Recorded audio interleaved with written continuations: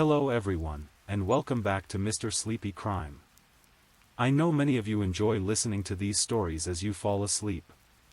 So before you drift off, I'd love for you to leave a comment letting me know where in the world you're tuning in from.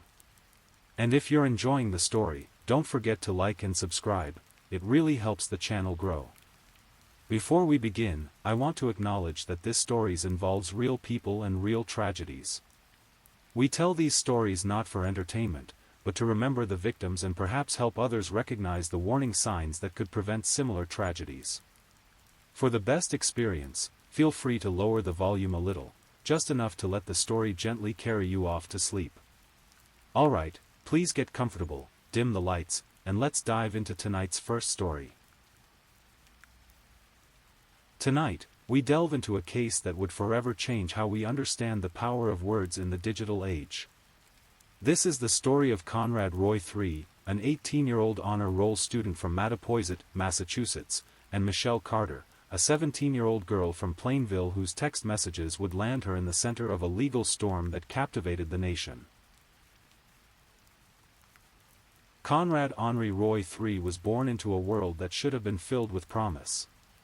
Growing up in the small coastal town of Mattapoisett, Massachusetts, Conrad was known to his friends and family as a quiet, thoughtful young man with a gentle spirit.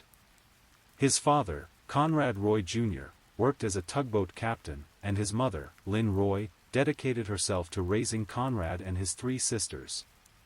From the outside, Conrad appeared to be thriving. He was an honor roll student at Old Rochester Regional High School, where he had dreams of pursuing a career in the marine industry, much like his father. He loved baseball, spending hours on the field, and had a particular fondness for the Boston Red Sox. His room was decorated with baseball memorabilia, and those who knew him described him as having a genuine, caring personality. But beneath the surface of this seemingly normal teenage life, Conrad was fighting battles that few could see. He had been diagnosed with social anxiety disorder and depression, conditions that made even simple social interactions feel overwhelming. The pressure of expectations, both from himself and others, weighed heavily on his young shoulders. Conrad's struggle with mental health wasn't something he kept entirely hidden. He had been in and out of therapy, trying different treatments and medications. His family knew about his challenges and tried their best to support him, but mental health is a complex labyrinth that doesn't always respond to love and good intentions alone. In the summer of 2012, when Conrad was 16, he met Michelle Carter at a baseball camp in Florida. Michelle was from Plainville, Massachusetts, about an hour's drive from Conrad's hometown. She was a year younger than him, 15 at the time, and seemed to understand his struggles in a way that others didn't. Michelle Carter lived in a different world than Conrad, though geographically they weren't far apart. Plainville was a small town where everyone knew everyone else's business, and Michelle was known as a bright, academically successful student. She was involved in school activities, maintained good grades, and to most observers, seemed to have everything going for her. But Michelle carried her own invisible burdens. She had been diagnosed with an eating disorder and was dealing with her own mental health challenges. She was on medication for depression and anxiety, and like Conrad, she found herself in therapy trying to navigate the complex emotions of adolescence. The connection between Michelle and Conrad began innocently enough. They bonded over their shared experiences with mental health struggles, finding in each other someone who understood what it felt like to be different, to feel overwhelmed by the world around them. Their relationship existed primarily through text messages, phone calls, and social media interactions. They rarely saw each other in person, but their digital connection became intense and consuming. At first, their conversations were supportive. They would talk about their therapy sessions, their medications, their hopes and fears. Michelle often encouraged Conrad to stay strong, to keep fighting, to believe in himself. But as time went on, something in the dynamic began to shift. By 2014, Conrad and Michelle had been communicating for nearly 2 years. Their relationship had evolved into something complex and troubling. Conrad's depression had deepened, and he began to express suicidal thoughts more frequently. These weren't just passing mentions of sadness, they were detailed discussions about methods, timing, and his feelings of hopelessness. Initially, Michelle responded to these conversations with concern and encouragement. She would urge Conrad to talk to his therapist, to stay strong, to think about his family. But gradually, almost imperceptibly, her responses began to change. The transformation didn't happen overnight. It was a slow shift that would later be scrutinized by lawyers, psychologists, and the media. Michelle began to respond to Conrad's suicidal ideation not with discouragement, but with what could only be described as encouragement. The reasons for this change would become a subject of intense debate. Some experts would later suggest that Michelle was struggling with her own mental health issues and may have been seeking attention or sympathy. Others proposed that she might have been influenced by popular culture depictions of tragic romance. Still others wondered if she simply became overwhelmed by the weight of Conrad's depression and began to see his death as an inevitable outcome. Whatever the underlying psychology, the reality was that Michelle's messages began to take on a disturbing tone. Instead of talking Conrad out of his suicidal thoughts, she began to encourage them. She would tell him that his family would be better off without him, that he would finally find peace, that he should just do it already. The text message exchanges between Michelle and Conrad during the weeks leading up to his death would later become the centerpiece of a legal case that would make headlines around the world.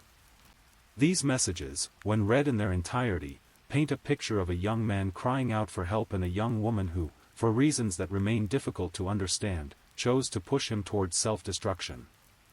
Michelle Carter was found guilty Friday of involuntary manslaughter in a case largely built on text messages she sent urging her 18-year-old boyfriend, Conrad Roy III, to commit suicide in July 2014 by inhaling carbon monoxide in his pickup truck. In the months before Conrad's death, the messages became increasingly urgent and disturbing. Michelle would ask Conrad when he was going to do it, expressing frustration when he hesitated or changed his mind.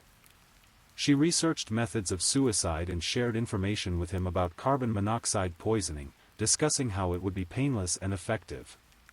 The messages reveal a young man who was clearly ambivalent about dying.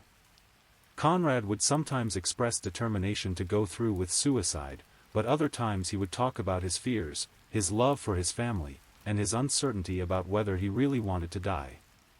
These moments of hesitation, rather than being treated as opportunities for intervention, were met with impatience and pressure from Michelle. One particularly chilling aspect of the case was Michelle's apparent frustration with Conrad's hesitation. She would accuse him of being weak for not following through, and she would express anger that he was wasting her time with his indecision. The messages suggest that Michelle had become invested in the idea of Conrad's death in a way that defied rational explanation. The events of July 2014 would prove to be the tragic culmination of this disturbing dynamic. Conrad had been struggling more than usual, and his conversations with Michelle had become increasingly focused on suicide. She had helped him research methods, encouraged him to choose a date, and pushed him to follow through with his plans. On July 10, 2014, Conrad and Michelle exchanged a series of messages that would later be dissected word by word in a courtroom. Conrad was expressing his fears and doubts, talking about how much he would miss his family and how scared he was. Instead of using this as an opportunity to encourage him to seek help, Michelle responded with frustration and pressure. On the evening of July 12, 2014, 18-year-old Conrad Roy left his home after telling his mother he was going to a friend's house. He never returned. That Saturday evening, Conrad told his mother he was going to visit a friend. It was a lie. He had no plans to see anyone except to carry out the plan that he and Michelle had been discussing. He drove to a local Kmart parking lot in Fairhaven, Massachusetts, and parked his pickup truck in a secluded area. Conrad had prepared for this moment in the way that Michelle had suggested. He had obtained a portable generator and positioned it in his truck with a hose that would funnel carbon monoxide into the cabin. As he sat in his truck, he continued to text with Michelle, expressing his fears and second thoughts. The most damning piece of evidence in the case would later emerge from these final communications.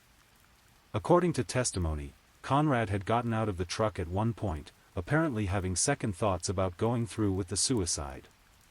When he told Michelle about this, she allegedly told him to get back in the truck. On July 13, 2014, the body of Conrad Roy III was discovered in his truck, parked outside a superstore in Massachusetts. He'd killed himself by attaching a hose from a generator and filling his truck with carbon monoxide.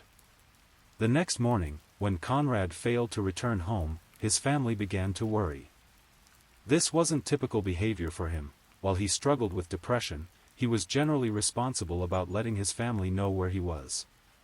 His mother, Lynn Roy, began calling and texting him, but received no response. The family's worry turned to panic as the hours passed.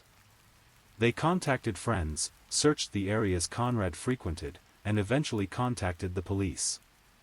A search was organized, and it didn't take long for authorities to locate Conrad's truck in the Kmart parking lot. The scene that police discovered was heartbreaking. Conrad was found in the driver's seat of his truck, having died from carbon monoxide poisoning. Roy, in a note he left behind, apologized and asked his family to live life to the fullest. The generator was still running, and the hose was still in place, creating a clear picture of what had happened. Initially, the case appeared to be a straightforward suicide. Conrad had been struggling with depression, he had been in therapy, and he had a history of suicidal ideation. The method was consistent with research he had done online about carbon monoxide poisoning. There was no immediate indication that anyone else was involved in his death. But as investigators began to piece together Conrad's final days, they started to uncover the extensive text message communications with Michelle Carter. What they found would transform this from a tragic suicide into one of the most controversial criminal cases of the digital age. The investigation into Conrad's death initially focused on understanding his mental state and the circumstances that led to his decision to end his life. Police interviewed family members, friends, and his therapist, trying to piece together a timeline of events and identify any warning signs that might have been missed. It was during this process that investigators discovered the extent of Conrad's communications with Michelle Carter. His phone records revealed thousands of text messages between the two teenagers, spanning nearly 2 years. As investigators began to read through these messages, they realized they were looking at something unprecedented. The text messages painted a picture that was far more complex than a simple suicide. They revealed a relationship where one person was encouraging and pressuring the other to take his own life. The messages showed a pattern of manipulation, emotional abuse, and what prosecutors would later argue was a form of coercion. Detective Gordon Goyette of the Fairhaven Police Department led the investigation. As he and his team read through the messages, they realized they were dealing with a case that had no clear legal precedent. How do you charge someone with a crime when they weren't physically present at the scene of the death? How do you prove that words, even cruel and manipulative words, were directly responsible for someone's death? The investigation took months as authorities consulted with legal experts, psychologists, and technology specialists. They had to determine whether the evidence supported criminal charges, and if so, what those charges should be. The case was complicated by the fact that both Conrad and Michelle were dealing with mental health issues, which raised questions about their capacity to make rational decisions. In September 2014, nearly 2 months after Conrad's death, Michelle Carter was indicted on charges of involuntary manslaughter. The indictment sent shockwaves through the legal community and the general public. It was the first time in Massachusetts history that someone had been charged with manslaughter for encouraging someone else to commit suicide through text messages. The charges were based on the theory that Michelle's words and actions had directly contributed to Conrad's death. Prosecutors argued that she had a duty to help Conrad or to alert authorities about his suicidal intentions, and that her failure to do so, combined with her active encouragement of his suicide, constituted criminal negligence. The case immediately attracted national attention. Legal experts debated whether the charges were appropriate, with some arguing that holding someone criminally responsible for another person's suicide set a dangerous precedent. Others contended that Michelle's actions were so egregious that they warranted criminal prosecution. The case raised fundamental questions about free speech, the power of words, and the extent of our legal and moral obligations to help others in crisis. It also highlighted the unique challenges posed by digital communication, where words can be preserved forever and relationships can develop in ways that have no parallel in the physical world. Michelle's family hired attorney Joseph Cataldo to represent her.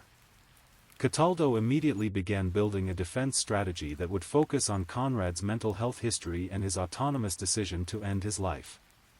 The defense would argue that Conrad's death was the result of his own mental illness, not Michelle's words, and that holding her criminally responsible would be a violation of her First Amendment rights. The trial of Michelle Carter began in June 2017, nearly 3 years after Conrad's death. The case had generated enormous media attention, and the courtroom was packed with reporters, legal observers, and members of both families. Judge Lawrence Moniz presided over the bench trial, meaning that he, rather than a jury, would decide Michelle's fate. The prosecution, led by District Attorney Thomas Quinn III, laid out their case methodically. They presented evidence of the text message communications between Michelle and Conrad, focusing on the messages that showed Michelle encouraging Conrad to end his life. They brought in experts to testify about the psychological impact of such messages on someone with Conrad's mental health profile. The prosecution's case hinged on several key arguments. First, they contended that Michelle's messages constituted a form of coercion that overrode Conrad's free will. Second, they argued that Michelle had a duty to help Conrad or to alert authorities about his suicidal intentions. Third, they claimed that Michelle's actions on the day of Conrad's death, specifically, her alleged instruction for him to get back in the truck, constituted the proximate cause of his death. The defense, led by Joseph Cataldo, presented a different narrative. They argued that Conrad's death was the result of his own mental illness and his autonomous decision to end his life. They pointed to Conrad's history of depression and suicidal ideation, arguing that his death was inevitable regardless of Michelle's actions. The evidence actually established that Conrad Roy caused his own death by his physical actions and by his own thoughts, defense attorney Joseph Cataldo said. The defense also raised First Amendment concerns, arguing that criminalizing Michelle's speech, no matter how reprehensible, set a dangerous precedent for free speech rights. They contended that the prosecution was asking the court to expand the definition of involuntary manslaughter beyond its traditional bounds. The heart of the trial was the presentation of the text messages between Michelle and Conrad. These messages, numbering in the thousands, provided an unprecedented window into the relationship between the two teenagers and the events leading up to Conrad's death. The messages showed a clear progression in Michelle's attitude toward Conrad's suicidal thoughts. Early in their relationship, she had been supportive and encouraging, urging him to seek help and to think about his family. But as time went on, her messages became increasingly focused on death and dying. Prosecutors presented messages where Michelle encouraged Conrad to choose a method of suicide, helped him research carbon monoxide poisoning, and expressed frustration when he hesitated or changed his mind. They showed messages where she told him that his family would be better off without him and that he was being selfish for not following through with his plans. The defense countered by presenting messages that showed Conrad initiating conversations about suicide and expressing determination to end his life. They argued that Michelle was responding to Conrad's own stated desires, not creating them. They also presented evidence of Michelle's own mental health struggles, suggesting that she was not capable of forming the intent necessary for criminal liability. The most controversial piece of evidence was the testimony about the phone call between Michelle and Conrad on the day of his death. According to the prosecution, Michelle was on the phone with Conrad when he got out of the truck, apparently having second thoughts about the suicide. The prosecution alleged that Michelle told Conrad to get back in the truck, and that this instruction constituted the direct cause of his death. The defense disputed this account, arguing that there was no recording of the phone call and that the prosecution's version was based on hearsay and speculation. They contended that even if Michelle had made such a statement, it did not constitute criminal behavior. One of the most fascinating aspects of the trial was the testimony from psychological experts about the nature of digital communication and its potential impact on vulnerable individuals. Dr. Peter Breggin, a psychiatrist who testified for the defense, argued that Michelle's own mental health issues and medication may have impaired her judgment and ability to understand the consequences of her actions. The prosecution countered with their own experts, who testified about the psychological impact of sustained emotional manipulation, particularly on someone with Conrad's mental health profile.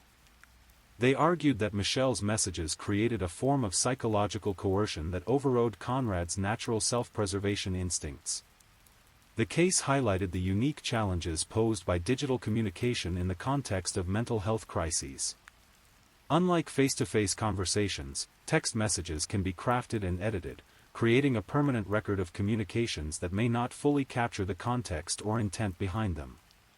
At the same time, the persistent nature of digital communication can create a form of psychological pressure that has no parallel in the physical world. Expert witnesses testified about the phenomenon of suicide contagion, where exposure to suicidal behavior can increase the risk of suicide in vulnerable individuals. They discussed the ways in which social media and digital communication can amplify this effect, creating virtual communities where destructive behaviors can be normalized and encouraged. On June 16, 2017, Judge Lawrence Moniz delivered his verdict in the case of Commonwealth v. Michelle Carter. In a packed courtroom, with members of both families present, the judge announced that he found Michelle Carter guilty of involuntary manslaughter. The judge's reasoning was careful and methodical. He acknowledged the unprecedented nature of the case and the complex legal questions it raised. However, he found that Michelle's actions, particularly her alleged instruction for Conrad to get back in the truck, constituted wanton and reckless conduct that directly contributed to his death.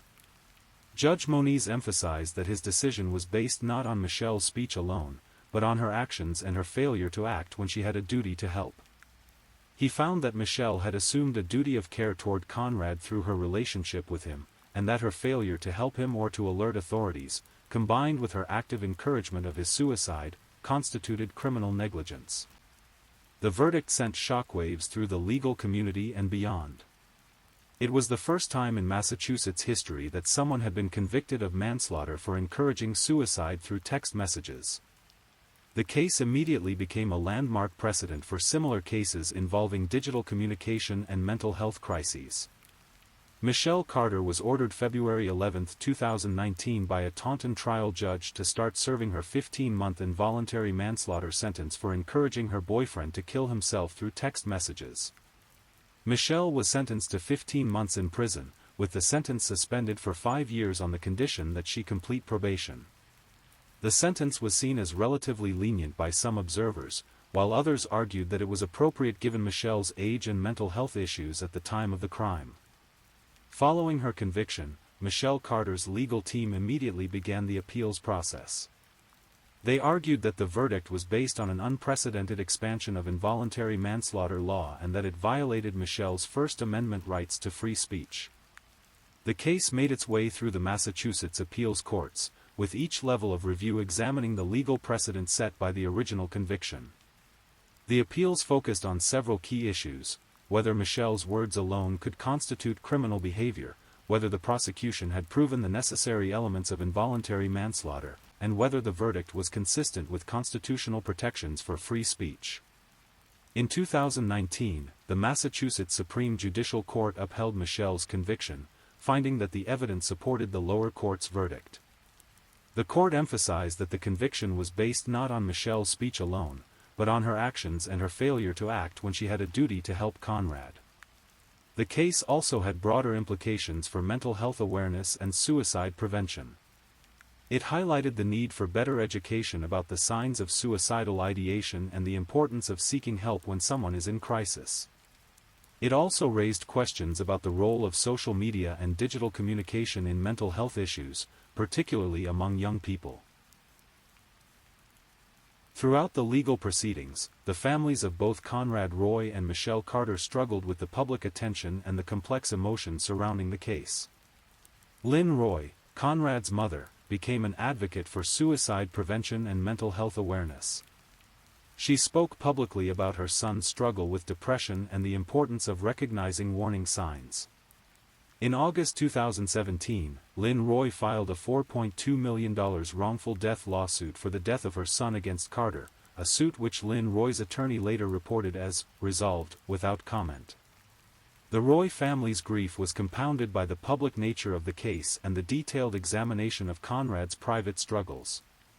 They had to relive the worst moments of their son's life in a public courtroom, while also dealing with media attention and public scrutiny. Michelle Carter's family also faced enormous challenges.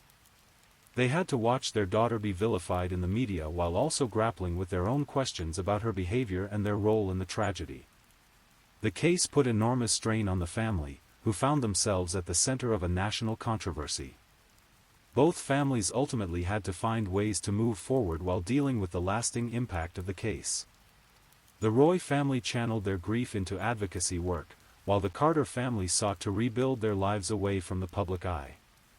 The Michelle Carter case became more than just a legal proceeding, it became a cultural phenomenon that sparked debates about technology, mental health, and the nature of responsibility in the digital age. The case was the subject of countless news articles, documentaries, and eventually a major television series. The case highlighted the ways in which digital communication can amplify both positive and negative human behaviors.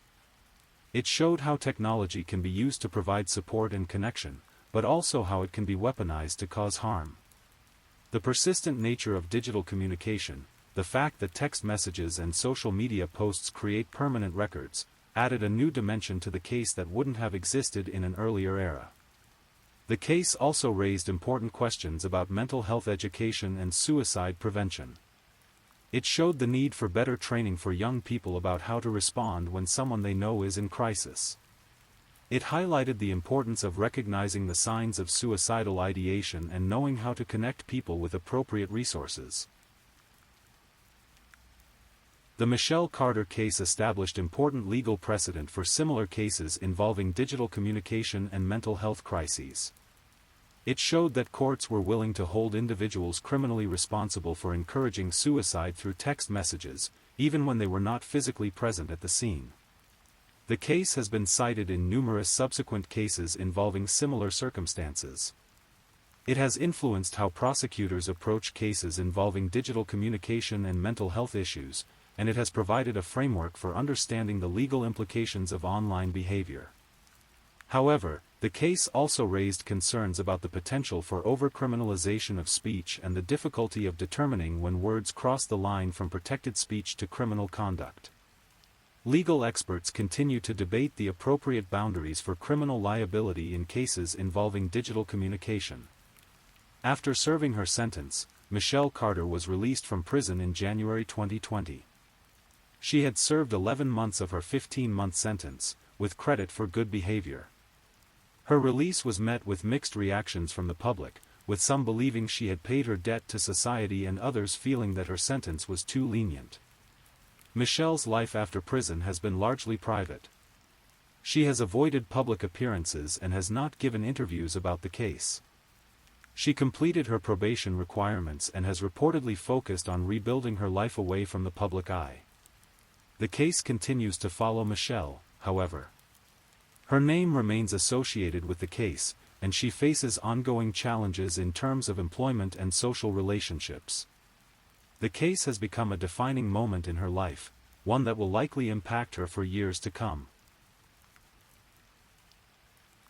The Conrad Roy III case serves as a stark reminder of the power of words and the responsibility that comes with that power. It shows how digital communication can be used to cause profound harm, particularly to vulnerable individuals who are already struggling with mental health issues. The case highlights the importance of mental health awareness and education. It shows the need for better resources for individuals who are struggling with depression and suicidal ideation, and it emphasizes the importance of recognizing warning signs and knowing how to help. The case also raises important questions about the nature of responsibility in the digital age. It shows how technology can create new forms of harm that may not be adequately addressed by traditional legal frameworks. It highlights the need for ongoing dialogue about the appropriate boundaries for online behavior and the consequences of digital actions. As we reach the end of this story, it's important to remember that at its heart, this case is about two young people whose lives were forever changed by mental health struggles and the complex dynamics of digital communication.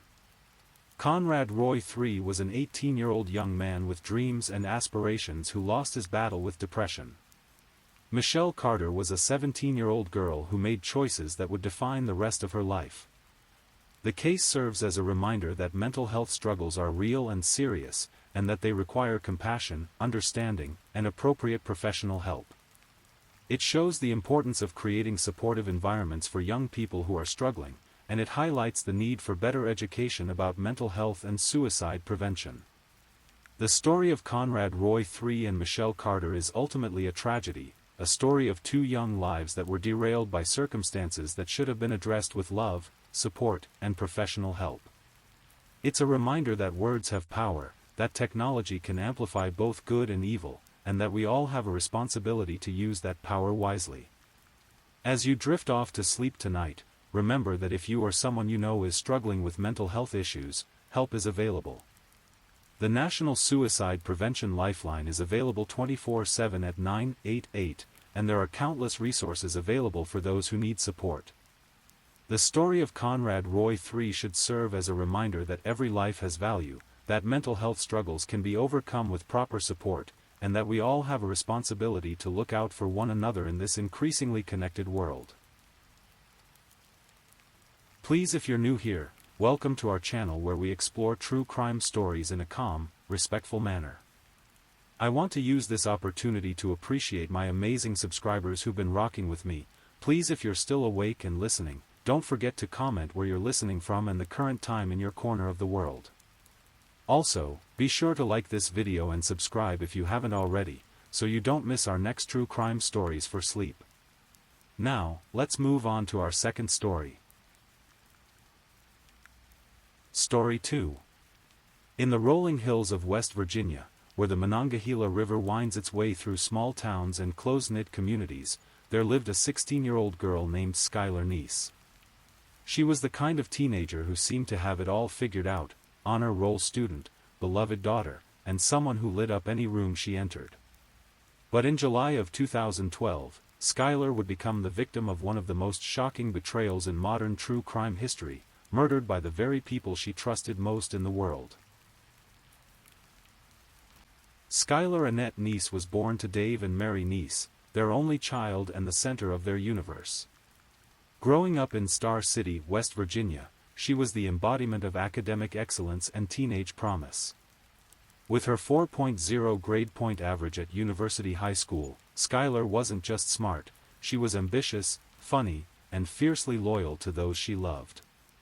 Her parents describe her as a typical teenager in many ways.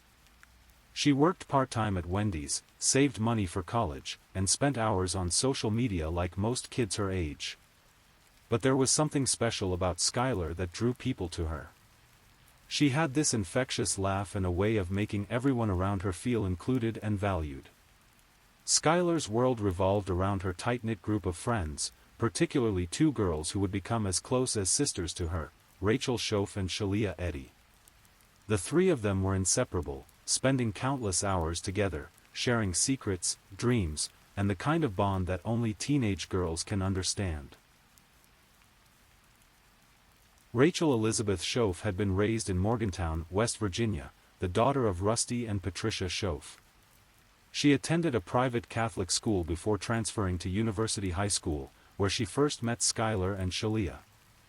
Rachel was known for being more reserved than her friends, but she possessed a quiet intensity that drew people in. Shalia Eddy came from a different background entirely. After her mother remarried in 2010, Shalia and her mother moved from Blacksville to Morgantown, allowing Shalia to attend University High School alongside Skylar. This transition brought the three girls together in a friendship that seemed destined to last forever. The trio was known throughout their school as being virtually inseparable. They spent weekends together, shared inside jokes, and created the kind of memories that are supposed to last a lifetime. Their social media profiles were filled with photos of their adventures, silly videos, and the casual intimacy that comes with true friendship. But beneath the surface of this seemingly perfect friendship, something darker was brewing. As spring turned to summer in 2012, cracks began to appear in their relationship. Those who knew them well started to notice tension, arguments, and the kind of drama that can consume teenage friendships. In the weeks leading up to July 2012, Skylar's social media presence began to tell a different story. Her usually cheerful posts became more cryptic, hinting at friendship drama and betrayal. On July 4th, just 2 days before she would disappear forever, Skylar posted a tweet that would later seem prophetic in its darkness. The three girls had been feuding, though the exact nature of their conflict remained murky to those around them. Friends and classmates noticed that the once inseparable trio seemed strained, with whispered conversations and sideways glances replacing their usual easy camaraderie. Skylar's parents, Dave and Mary, noticed their daughter seemed troubled but attributed it to typical teenage drama. They trusted their daughter's judgment and believed that whatever was happening with her friends would blow over, as these things usually do. They had no way of knowing that their daughter was living in the shadow of a plan so sinister that it would shock even seasoned law enforcement officers. July 5, 2012, began like any other summer day for Skylar Neese. She woke up in her family's ground-floor apartment in Star City, West Virginia, and prepared for another shift at Wendy's. The apartment building was modest but comfortable, and Skylar's bedroom window faced the parking lot, a detail that would prove crucial in the events that followed. Skylar worked her shift at Wendy's, interacting with customers and co-workers with her usual charm and professionalism. She was saving money for college and took pride in her work ethic. Her manager and co-workers remembered her as reliable and friendly, someone who brightened the workplace just by being there. After her shift ended, Skylar returned home to her parents' apartment. She spent the evening with her mother and father, watching television and talking about ordinary things, her job, her plans for the rest of the summer, and her excitement about starting her senior year of high school in the fall. As night fell, Skylar retreated to her bedroom. Her parents went to sleep, believing their daughter was safe in her bed just down the hall.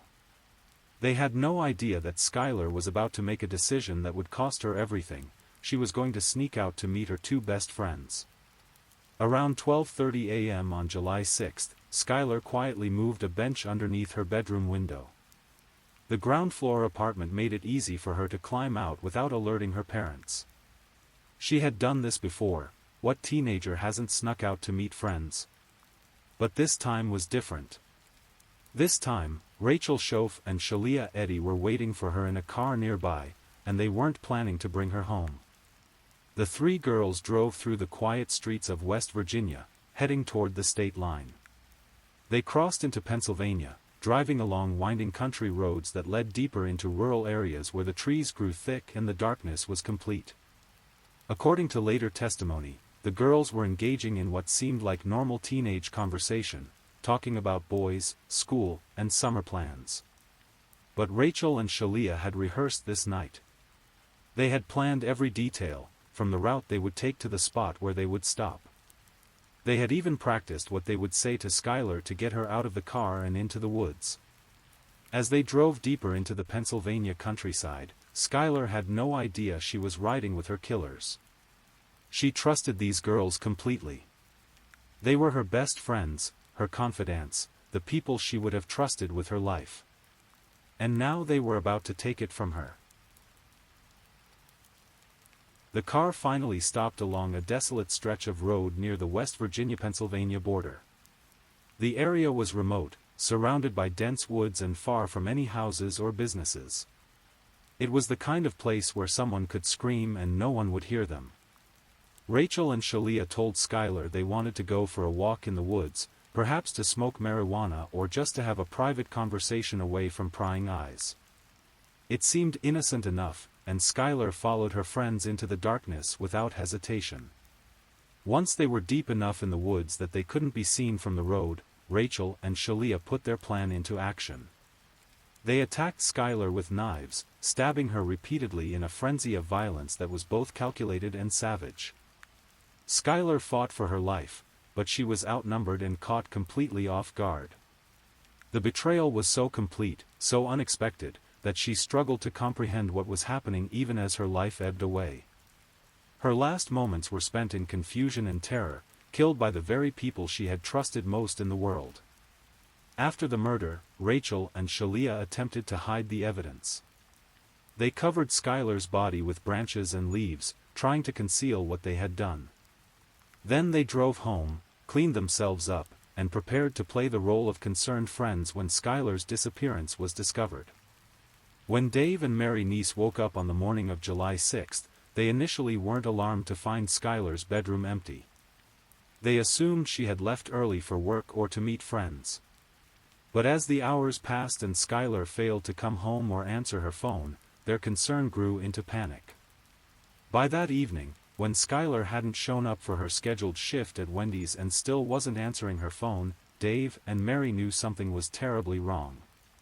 They contacted the police and reported their daughter missing. The initial investigation treated Skylar's disappearance as a runaway case. 16-year-old girls disappear all the time, and most of them return home within a few days. But Dave and Mary knew their daughter better than anyone, and they insisted that Skylar would never have left voluntarily without telling them where she was going. The police began interviewing Skylar's friends and classmates, trying to piece together her last known movements. Rachel Schoaf and Shalia Eddy were among the first people they spoke with, and both girls presented themselves as concerned friends who had no idea what might have happened to Skylar. In the days and weeks that followed Skylar's disappearance, Rachel and Shalia gave Oscar-worthy performances as grieving friends. They participated in search parties, posted missing person flyers, and used social media to spread the word about their best friend, who had vanished without a trace. Shalia's Twitter account from this period is particularly chilling in retrospect. She posted messages about missing Skylar, about hoping she would come home safe, and about how much she loved her friend. One tweet that would later become infamous read, "We really did go on 3." The message seemed innocuous at the time, but it would take on a sinister meaning once the truth came out.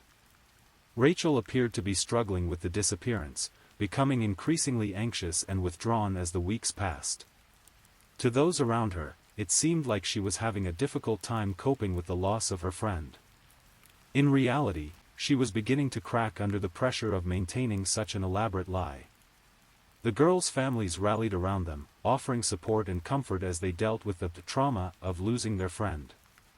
The community embraced them as victims of circumstance, fellow sufferers in a tragic situation that had touched everyone in their small town.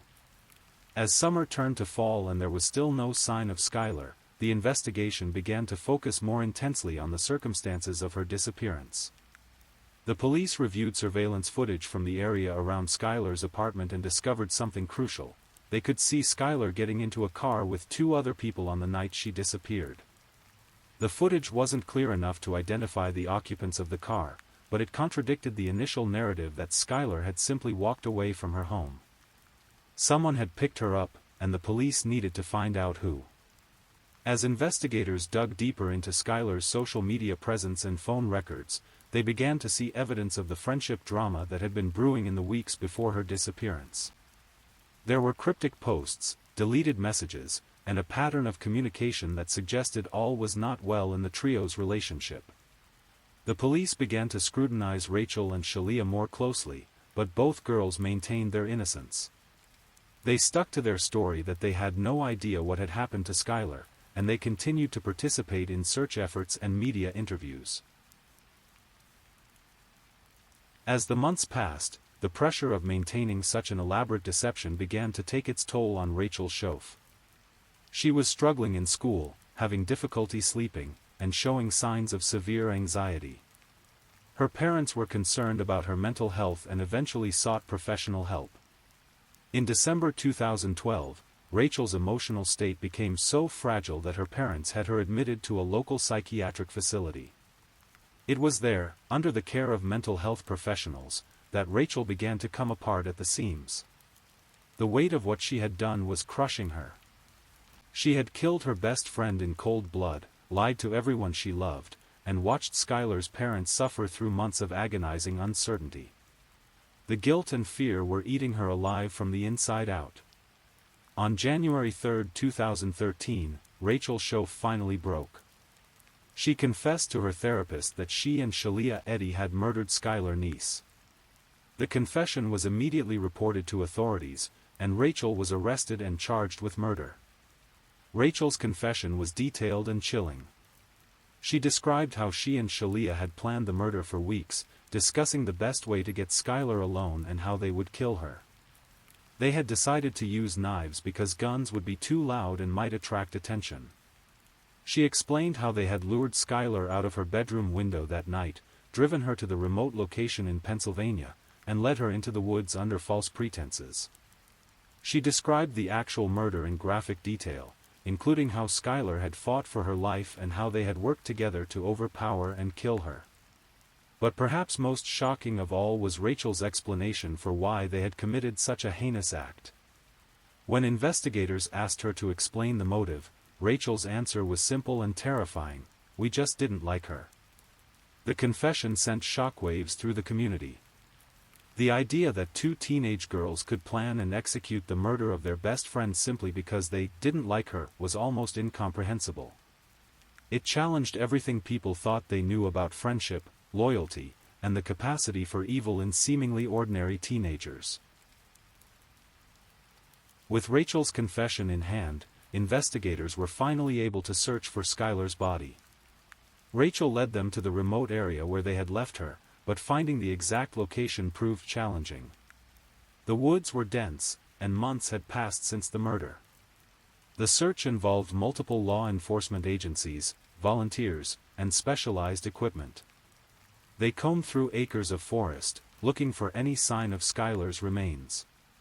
The search was complicated by the fact that the area was difficult to access and the terrain was rough. Finally, after days of searching, investigators found Skylar's body. She had been left in a shallow grave, covered with branches and leaves just as Rachel had described. The discovery brought a mixture of relief and renewed grief to her family. They finally had answers, but those answers confirmed their worst fears. The autopsy revealed that Skylar had died from multiple stab wounds, confirming Rachel's confession about the method of the murder.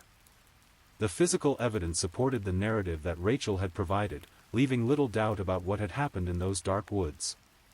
With Rachel's confession and the discovery of Skylar's body, investigators turned their attention to Shalia Eddy. Unlike Rachel, Shalia had shown no signs of breaking down or confessing. She maintained her innocence even as the evidence mounted against her. Shalia was arrested and charged with first-degree murder. Her reaction to the arrest was markedly different from Rachel's emotional breakdown.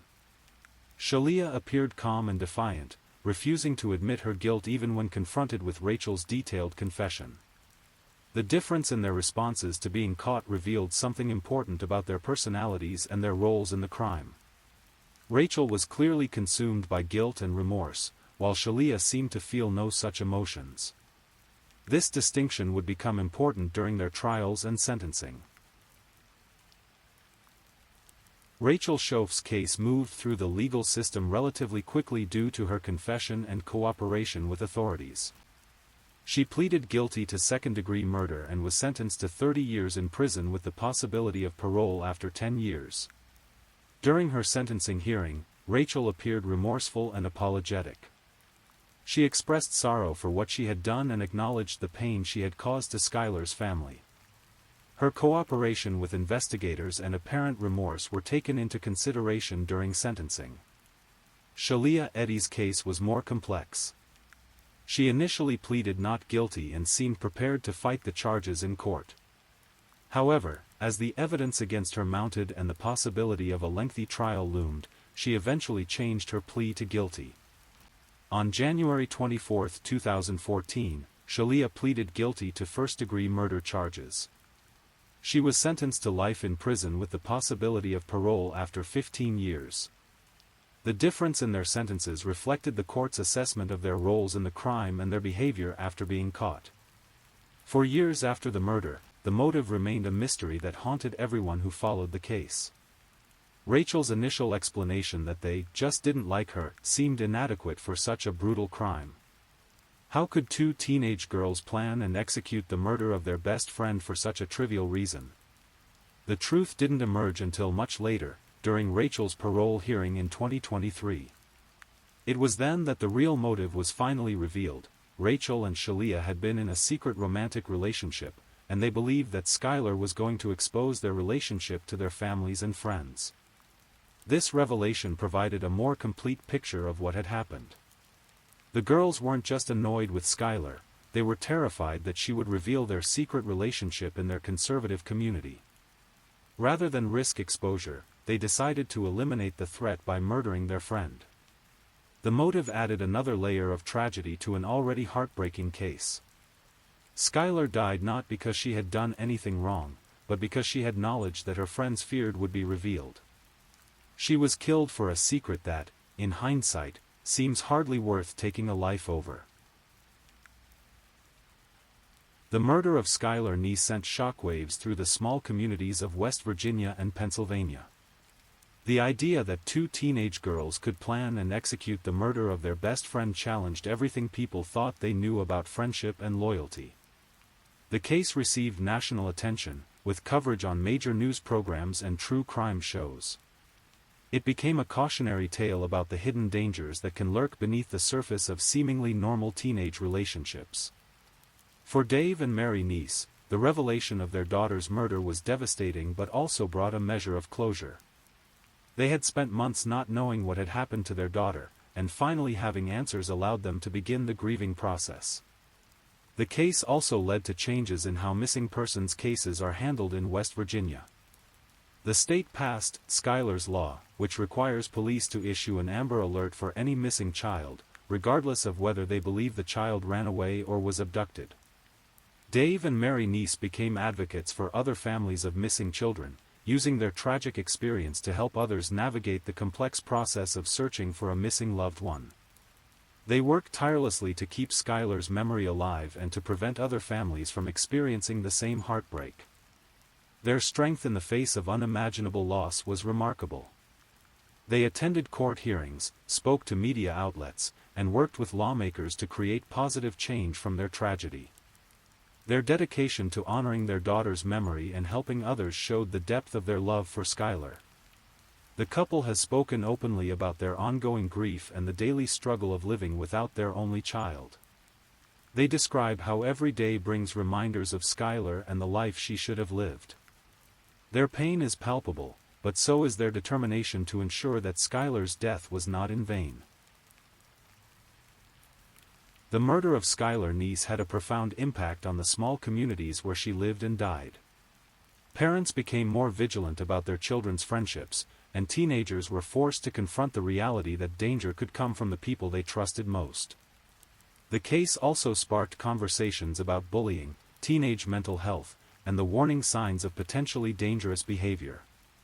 Schools in the area implemented new programs designed to help students and teachers recognize when relationships might be turning toxic. The story became a touchstone for discussions about the dark side of social media and how online personas can mask real-world problems. Shalia's tweets in particular became a case study in how killers can hide in plain sight, maintaining a facade of normalcy even after committing horrific crimes. As of 2024, both Rachel Schoaf and Shalia Eddy remain incarcerated for their roles in Skylar's murder. Rachel became eligible for parole in 2023 but was denied. She has been denied parole multiple times, with the parole board citing the heinous nature of her crime and the ongoing trauma to the victim's family. Shalia continues to serve her life sentence and will not be eligible for parole until 2029. She has maintained a low profile in prison and has shown little public remorse for her actions. The case continues to generate interest from true crime enthusiasts and those studying the psychology of teenage killers. It has been the subject of books, documentaries, and countless online discussions about the nature of friendship and betrayal.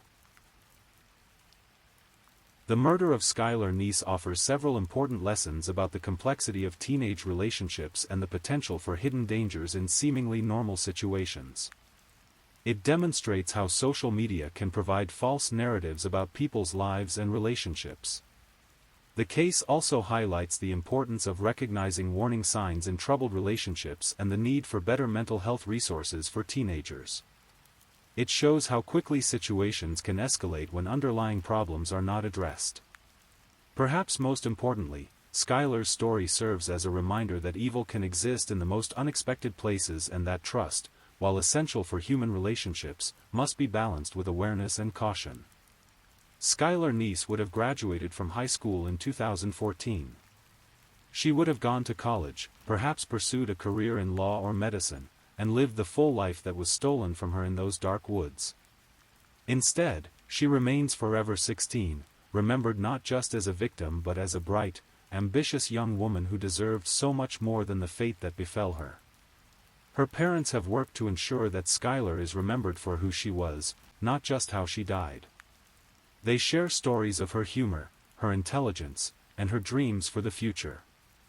They want the world to know that Skylar was more than just a victim, she was a daughter, a friend, and a young woman with unlimited potential. The case of Skylar Neese reminds us that behind every true crime story is a real person with hopes, dreams, and people who loved them. It challenges us to look beyond the sensational aspects of the crime and remember the human cost of violence and betrayal. In the end, Skylar's story is not just about the evil that took her life, but about the love that continues to honor her memory and the determination of those who knew her to ensure that her death was not in vain. It's a story of unimaginable loss, but also of the resilience of the human spirit and the power of love to endure even in the face of the worst imaginable betrayal. As we close this chapter of Skylar's story, we remember a 16-year-old girl who trusted her friends completely and paid the ultimate price for that trust. Her legacy lives on in the changes that have been made to protect other children and in the love of parents who refuse to let their daughter be forgotten. The woods where Skylar died are quiet now, but her memory echoes in the hearts of those who loved her and in the lessons her story teaches about the preciousness of life and the devastating consequences of betrayal. In remembering Skylar Neese, we honor not just her memory, but our commitment to protecting the innocent and seeking justice for those who can no longer speak for themselves. Please, I'm putting it out there, if you're still awake and listening, don't forget to comment where you're listening from and the current time in your corner of the world. Also, be sure to like this video and subscribe if you haven't already, so you don't miss our next true crime stories for sleep. Now, let's move on to our third story. Story 3. Let me tell you about one of the most haunting unsolved mysteries of our time. It's the story of a young German man named Lars Mittank, whose disappearance in Bulgaria would become one of the most watched missing person cases on the internet, viewed by millions who became captivated by 15 seconds of airport security footage that would change everything. In the summer of 2014, 28-year-old Lars Joachim Mittank was living a quiet life in the coastal town of Wilhelmshaven, in Lower Saxony, Germany. He worked at the local power station, a steady job that provided him with a comfortable living. Lars was described by those who knew him as a gentle soul, someone who preferred the simple pleasures of life to grand adventures. He had dark blonde hair, stood about 5 feet 11 inches tall, and bore a small scar on his left forearm from some long-forgotten childhood mishap. For Lars, international travel wasn't something he had ever really considered. At 28, he had never left Germany. His world consisted of familiar faces, familiar places, and the comfortable routine of home. But that summer, his friends convinced him to join them on what would be his first trip abroad. They had chosen Bulgaria, specifically the popular Golden Sands resort near the ancient city of Varna, a destination known for its beautiful beaches, vibrant nightlife, and affordable prices that attracted young Europeans looking for a good time. The Golden Sands resort stretches along Bulgaria's Black Sea coast, a sprawling complex of hotels, restaurants, and entertainment venues that comes alive during the summer months. For Lars and his friends, it represented the perfect escape from their everyday lives in Germany. They had booked their accommodations, planned their itinerary, and were looking forward to a week of sun, relaxation, and friendship. When they arrived in early July 2014, everything seemed perfect. The weather was warm, the resort was bustling with activity, and the group settled into the rhythm of vacation life. They spent their days on the beach, soaking up the Bulgarian sun, and their evenings exploring the local nightlife. For Lars, who had never experienced anything like this before, it must have felt like stepping into a completely different world. But paradise has a way of revealing its darker corners when you least expect it. On July 6, 2014, what should have been just another evening of vacation fun took a disturbing turn. Lars and his friends had ventured out to explore the local nightlife, visiting bars and clubs in the resort area. The details of what happened next remain somewhat unclear, filtered through the haze of alcohol and the confusion of a foreign environment. According to the accounts that would later emerge, Lars became involved in some kind of altercation. The specifics of how it started, who was involved, and what exactly transpired remain frustratingly vague. Some reports suggest it was a dispute over a football team, others point to a more random confrontation. What is clear is that Lars sustained an injury to his ear during this incident, an injury that would prove to be far more significant than anyone could have imagined at the time. Initially, Lars tried to downplay the injury. Perhaps he didn't want to worry his friends or ruin the vacation. Maybe he thought it would heal on its own. But as the hours passed, it became clear that this wasn't just a minor scrape. The pain was intense, and there were signs that something was seriously wrong. His friends urged him to seek medical attention, but Lars was reluctant. He was in a foreign country, didn't speak the language, and probably just wanted to get through the rest of the vacation without any more complications. Eventually, however, the pain became too much to ignore. Lars was forced to visit a local doctor, who delivered news that would change everything. After examining the injury, the doctor diagnosed Lars with a possible concussion and, more critically, a perforated eardrum.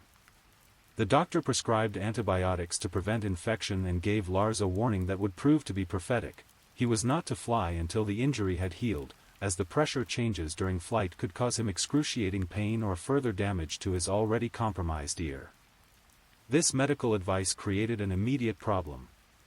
Lars and his friends were scheduled to fly back to Germany on July 7, just one day after the incident. His friends had jobs to return to, responsibilities at home, and plane tickets that couldn't easily be changed. For Lars, the choice was simple but devastating. He would have to stay behind in Bulgaria, alone, until he was medically cleared to fly. The morning of July 7 must have been bittersweet for Lars. He stood at the airport, watching as his friends prepared to board their flight back to Germany.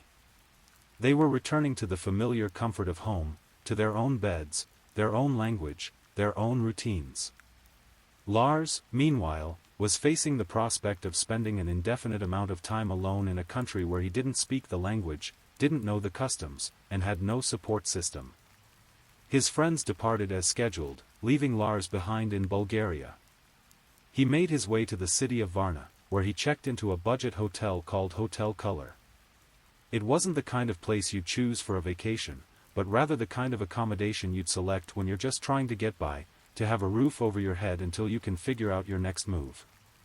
The Hotel Color was a modest establishment, the kind of place that catered to travelers on a tight budget or those who found themselves in difficult circumstances. For Lars, it represented a temporary refuge, a place where he could wait out his recovery and plan his return home. But almost immediately after checking in, something began to change in Lars's behavior. The first signs were subtle. The hotel's security cameras would later reveal footage of Lars moving through the building in the middle of the night, pacing the hallways as if he couldn't sleep. He was seen hiding in the elevator, pressing himself against the walls as if he were trying to avoid being seen.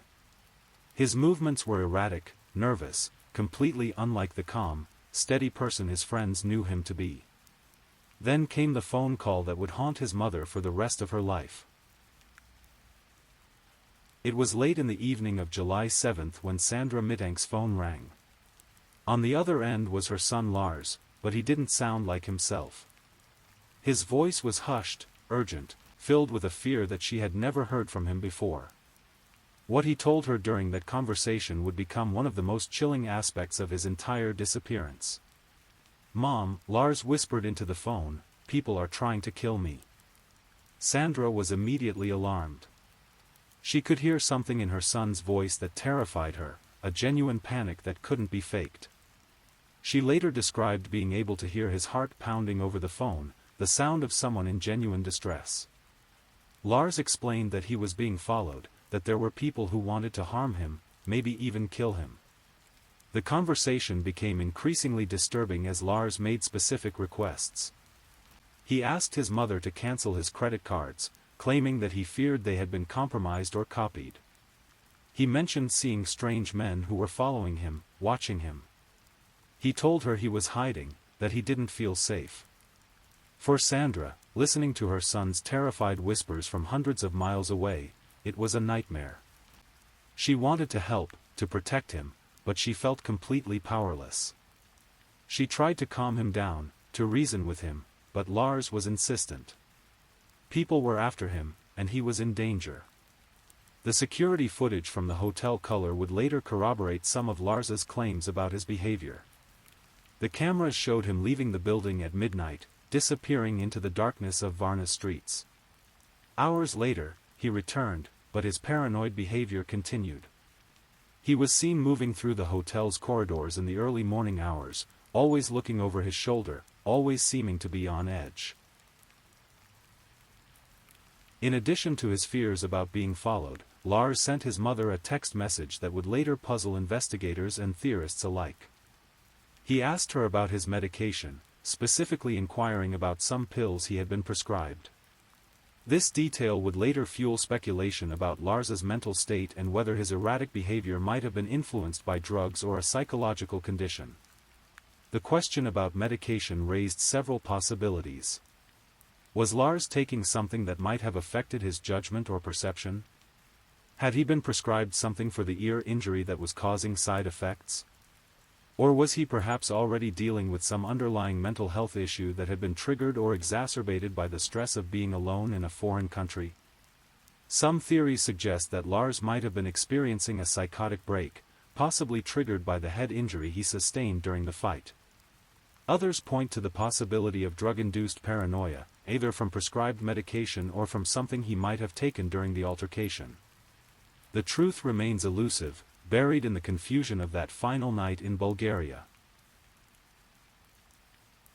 July 8, 2014, was supposed to be the day Lars finally went home.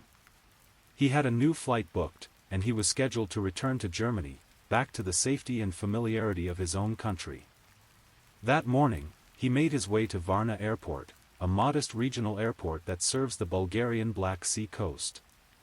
The Varna Airport is not a large facility by international standards. It's a functional, no-frills airport that handles primarily charter flights and budget carriers serving the tourist destinations along the Bulgarian coast. For Lars, it represented his ticket home, his escape from whatever fears had been plaguing him during his time alone in Bulgaria. According to the timeline that investigators would later piece together, Lars arrived at the airport and went through the initial check-in procedures. He was carrying his luggage, his passport, and everything he needed for his journey home. But before he could board his flight, there was one more requirement. He needed to get medical clearance from the airport doctor, confirming that his ear injury had healed sufficiently to allow him to fly safely. The airport medical office was a small, basic facility designed to handle routine health checks and minor medical issues that might arise for travelers. For Lars, it was simply the final hurdle before he could board his flight and put this entire nightmare behind him. What happened next would be captured on security cameras and become one of the most watched pieces of missing person footage in internet history. Lars was waiting in the airport medical office when something happened that would change everything. A construction worker entered the office, possibly to perform some routine maintenance or repairs. According to witnesses, Lars's reaction to the appearance of this construction worker was immediate and extreme. He began to shout, his voice filled with terror, "I don't want to die here."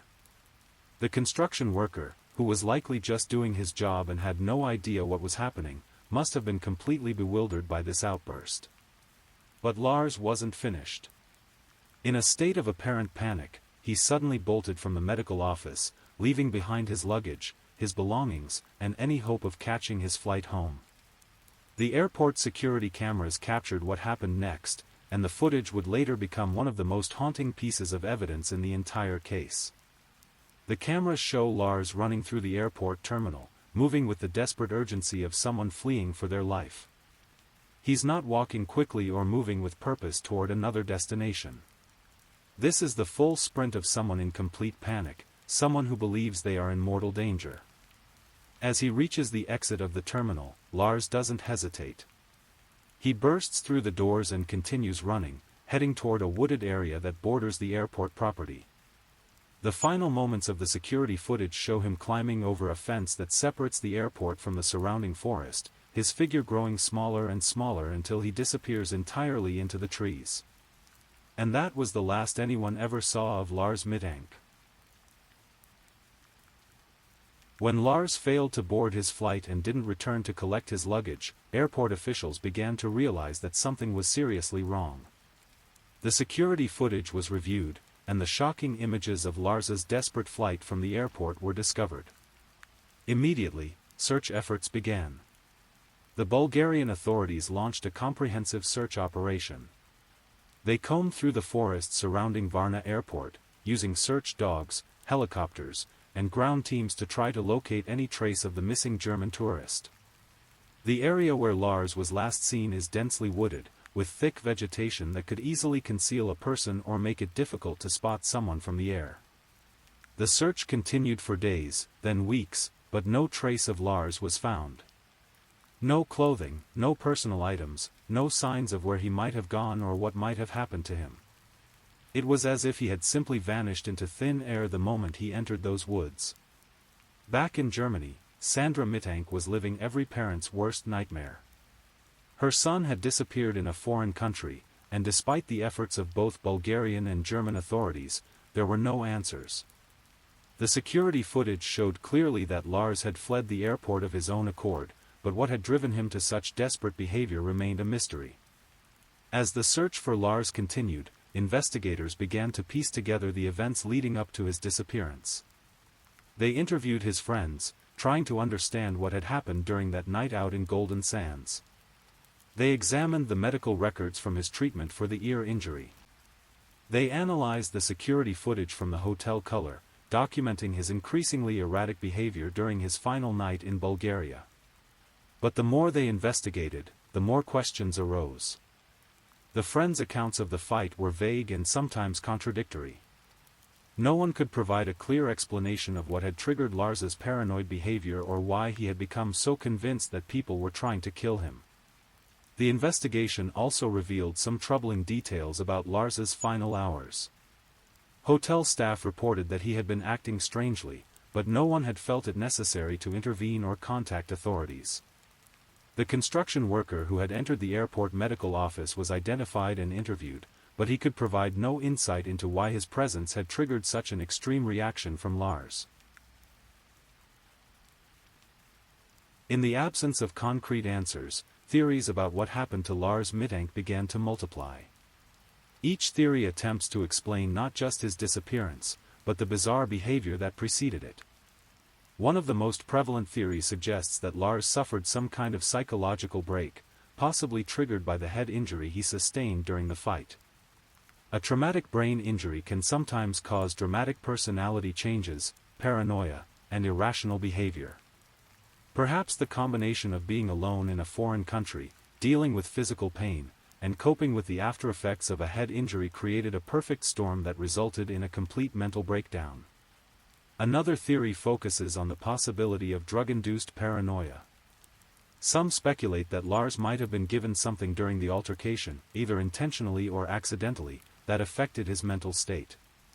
Certain drugs can cause severe paranoia, hallucinations, and erratic behavior that could explain his actions during those final days.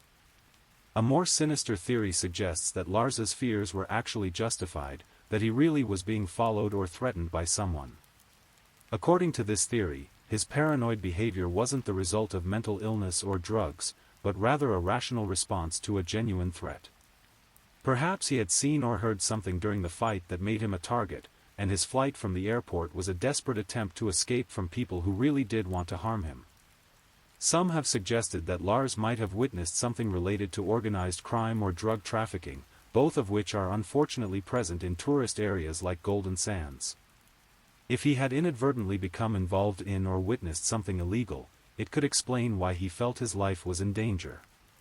The case of Lars Mittank might have remained a relatively obscure missing person case, known only to his family and the Bulgarian authorities, if not for the emergence of the airport security footage. When the video was eventually released and uploaded to the internet, it quickly went viral, viewed by millions of people around the world. There's something uniquely disturbing about the footage. It shows a person in what appears to be a state of absolute terror, running for their life through an airport terminal. The fact that this terror seems to come from nowhere, triggered by the simple appearance of a construction worker, makes it even more unsettling. Viewers can't help but wonder, what was going through Lars's mind at that moment? What did he think was happening to him? The video has been analyzed frame by amateur detectives and armchair investigators. People have enhanced the footage, slowed it down, and examined every detail, looking for clues that might explain what happened. But the video raises more questions than it answers. For Sandra Mittank and the rest of Lars's family, the internet fame of their son's disappearance has been both a blessing and a curse. On one hand, the widespread attention has kept the case in the public eye, ensuring that it hasn't been forgotten. People around the world know Lars's name and his story, and there's always the hope that someone, somewhere, might have information that could help solve the mystery. On the other hand, the constant speculation and theorizing about what happened to Lars has been painful for the family. They've had to watch as strangers dissect their son's final moments, debate his mental state, and propose theories about his fate. Every new theory, every new discussion, reopens wounds that never fully heal. Sandra has spoken publicly about her son's disappearance, describing the agony of not knowing what happened to him. She's expressed frustration with the investigation, feeling that not enough was done to find Lars or to understand what had driven him to such desperate behavior. For a mother, the thought that her child died alone and afraid in a foreign country is almost unbearable. More than a decade has passed since Lars Mittank disappeared into the Bulgarian forest, and the case remains as mysterious as ever. Despite extensive searches, numerous investigations, and countless theories, no trace of Lars has ever been found.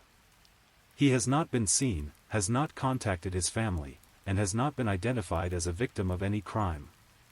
The Bulgarian authorities have officially classified the case as a missing person investigation, but with no new leads or evidence, there's little active investigation taking place.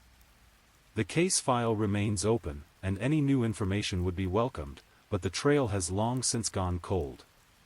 In Germany, Lars is still officially listed as a missing person. His family continues to hope for answers, for some kind of closure, but as the years pass, that hope becomes increasingly difficult to maintain. The questions that haunted the case from the beginning remain unanswered. What happened to Lars during those final days in Bulgaria? What drove him to such desperate behavior? And what became of him after he disappeared into those woods? Beyond the mystery, beyond the theories and the speculation, it's important to remember that at the heart of this case is a human tragedy. Lars Mittank was a real person with a real family who loved him.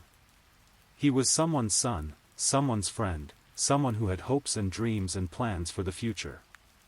The man who worked at the Wilhelmshaven power station, who had never traveled outside of Germany before that fateful trip to Bulgaria, who seemed to be living a quiet, unremarkable life, became the central figure in one of the internet's most enduring mysteries. But before he became a missing person, before he became the subject of countless theories and discussions, he was simply Lars, a 28-year-old man on vacation with his friends. The transformation from ordinary person to mysterious disappearance is jarring and serves as a reminder of how quickly life can change. Lars went to Bulgaria expecting to have a good time with his friends and return home with some happy memories. Instead, he found himself alone, afraid, and ultimately lost to a mystery that may never be solved. The disappearance of Lars Mittank has had an impact far beyond the immediate tragedy for his family. It has become a case study in how missing person cases can capture the public imagination, how social media and the internet can amplify a story, and how the absence of answers can sometimes be more compelling than their presence. The case has also highlighted the vulnerabilities that travelers face when they're in foreign countries. Lars was isolated, didn't speak the language, and had no support system when things went wrong. His experience serves as a cautionary tale about the importance of staying connected with family and friends when traveling, and about the potential consequences of being alone in an unfamiliar environment. For the missing person community, Lars's case has become a symbol of the thousands of people who disappear each year without explanation. His story has brought attention to the broader issue of missing persons and the need for better resources and support for families dealing with these situations. As we near the end of Lars's story, we're left with the same questions that have plagued investigators and theorists for over a decade. What happened during that fight in Golden Sands? Was Lars really being followed, or was his paranoia the result of injury or illness? What triggered his panic at the airport? And most importantly, what became of him after he disappeared into those woods? The lack of answers is frustrating, but it's also what makes the case so enduring. In a world where we're used to having access to information, where mysteries are often solved through technology and investigation, the complete absence of resolution in Lars's case is both unusual and unsettling. Perhaps someday, someone will come forward with information that sheds new light on what happened. Perhaps a hiker will discover something in those Bulgarian woods that provides a clue to Lars's fate. Or perhaps the mystery will remain unsolved, another in the long list of disappearances that defy explanation. The story of Lars Mittank is ultimately a story about fear, isolation, and the human capacity for both rational and irrational behavior. It's a story about how quickly an ordinary vacation can turn into a nightmare, and how the absence of answers can sometimes be more haunting than the presence of terrible truths. For his family, the story continues. Every day brings the possibility of news, good or bad, about what happened to Lars. Every day is another day of not knowing, another day of wondering what became of their son, their brother, their friend. For the rest of us, Lars's story serves as a reminder of the mysteries that still exist in our increasingly connected world. It reminds us that people can still disappear without a trace, that questions can remain unanswered, and that sometimes the most ordinary people can become the subjects of the most extraordinary mysteries. As you drift off to sleep tonight, you might think about Lars Mittank, running through that airport terminal, climbing over that fence, disappearing into those woods. You might wonder what he was thinking, what he was feeling, what he was trying to escape from or run toward. And like millions of others around the world, you might find yourself hoping that someday, somehow, we'll finally learn the truth about what happened to the German tourist who vanished without a trace on a summer day in Bulgaria. The case remains open. The mystery endures. And somewhere, perhaps, the truth is still waiting to be discovered. Please, if you're enjoying these stories, don't forget to comment where you're listening from and the current time in your corner of the world. Also, be sure to like this video and subscribe if you haven't already, so you don't miss our next true crime stories for sleep. Now, let's move on to our fourth story. Story 4. In the early morning hours of February 13, 2018, the pristine waters of Lake Coeur d'Alene in northern Idaho stretched endlessly under a cold, gray sky. The lake, known for its crystal-clear waters and stunning mountain backdrop, had witnessed countless romantic moments between couples over the years. But on this particular morning, as the sun prepared to rise on what should have been a Valentine's Day celebration, these same waters would become the stage for a crime that would shock the tight-knit community of Coeur d'Alene. Larry Eisenberg was 68 years old, a man who had lived a life filled with purpose and dedication. Those who knew him described him as gentle, hardworking, and deeply committed to his family. He had the kind of steady presence that made others feel secure, the type of person who would go out of his way to help a neighbor or lend a hand to someone in need. Larry had found love later in life with Lori, a woman who seemed to share his values and his desire for a peaceful, fulfilling retirement. The couple had been married for several years, and by all outward appearances, they seemed to have built a comfortable life together. Larry trusted Lori implicitly, perhaps more than he should have. This trust would prove to be both a testament to his character and, ultimately, his downfall. On that February morning, Larry had awakened early, as was his habit. He had planned something special for his wife, a romantic sunrise boat ride on Lake Coeur d'Alene, followed by breakfast at a local resort to celebrate Valentine's Day. It was the kind of thoughtful gesture that exemplified who Larry was as a husband and a man. He wanted to create a perfect morning for the woman he loved. At approximately 6:40 a.m., Larry sent a text message to one of his daughters, letting her know about their plans for the day. The message was cheerful and filled with anticipation. He was looking forward to spending quality time with Lori, watching the sun rise over the lake they both loved. This text would be one of the last communications anyone would receive from Larry Eisenberg. The couple made their way to the boat, a vessel that Larry maintained meticulously. He was experienced on the water, having spent countless hours navigating the lake's familiar channels and coves. The morning air was crisp and cold, typical for February in Idaho, but Larry was dressed appropriately for the weather. He had no reason to suspect that this would be his final boat ride. According to Lori's later testimony, they had been out on the water for some time when trouble began. She claimed that Larry had been feeling unwell recently, battling what she described as flu-like symptoms. Despite not feeling his best, Larry had insisted on going through with their romantic morning plans. He didn't want to disappoint his wife or waste the opportunity to spend time together on the lake. As they moved through the water, Lori would later tell authorities that the boat's motor began making strange sounds. Larry, being the type of man who took pride in maintaining his equipment, decided to investigate the problem. According to Lori's account, he moved toward the back of the boat to examine the motor more closely. The water was cold, dangerously cold for someone who might fall in, but Larry was focused on diagnosing the mechanical issue. What happened next, according to Lori's initial story, was a tragic accident. She claimed that while Larry was leaning over to look at the motor, he suddenly lost his balance and fell into the frigid waters of Lake Coeur d'Alene. The shock of the cold water, combined with his recent illness, made it impossible for him to stay afloat or swim back to the boat. Lori described a scene of panic and desperation. She said she immediately began searching for her husband, calling his name across the water, hoping to catch sight of him breaking the surface. But Larry was nowhere to be seen. The lake had swallowed him up, and despite her efforts to locate him, he had vanished beneath the waves.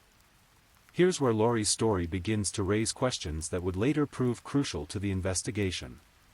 She claimed that she spent considerable time searching for Larry on her own before deciding to call for help. According to her account, she had left her cell phone on shore, a detail that would later seem convenient rather than coincidental. Without her phone, she said, she couldn't immediately call for emergency assistance. Lori told investigators that she eventually made her way back to shore and called 911, but not until nearly 2 hours had passed since Larry's disappearance. When pressed about this delay, she explained that she had been determined to find her husband herself, and only when that proved impossible did she reluctantly accept that she needed professional help. The emergency response was swift and comprehensive. Search and rescue teams were deployed across Lake Coeur d'Alene, using boats, divers, and sophisticated sonar equipment to locate Larry's body. The water was brutally cold, and everyone involved knew that time was of the essence. In water that cold, survival time is measured in minutes, not hours. Despite the extensive search efforts, Larry's body was not immediately found. Days turned into weeks, and the search continued. The lake seemed to have claimed him completely, which was unusual but not unprecedented. Sometimes, bodies in cold water can take weeks or even months to surface, depending on various factors including water temperature, depth, and underwater currents. During this time, Lori played the role of the grieving widow. She cooperated with the search efforts, provided detailed information about exactly where Larry had fallen in, and appeared genuinely distraught about the loss of her husband. Friends and family members rallied around her, offering support and comfort during what appeared to be an unimaginably difficult time. But while the search for Larry continued, investigators began to notice some inconsistencies in Lori's story. Small details that didn't quite add up, timelines that seemed off, and behaviors that struck some as unusual for someone who had just lost their spouse in such a traumatic way. These concerns were not enough to raise immediate suspicions, but they were noted and filed away for future reference. Nearly a month after Larry's disappearance, on March 1, 2018, his body was finally recovered from Lake Coeur d'Alene. The discovery brought both relief and renewed grief to his family and friends.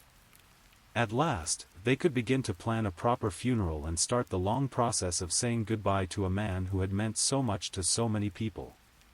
However, the recovery of Larry's body also marked the beginning of a more intensive investigation. Standard procedure in cases of accidental drowning includes an autopsy to determine the exact cause of death and to rule out any contributing factors. What the medical examiner discovered during Larry's autopsy would transform this case from a tragic accident into a complex murder investigation.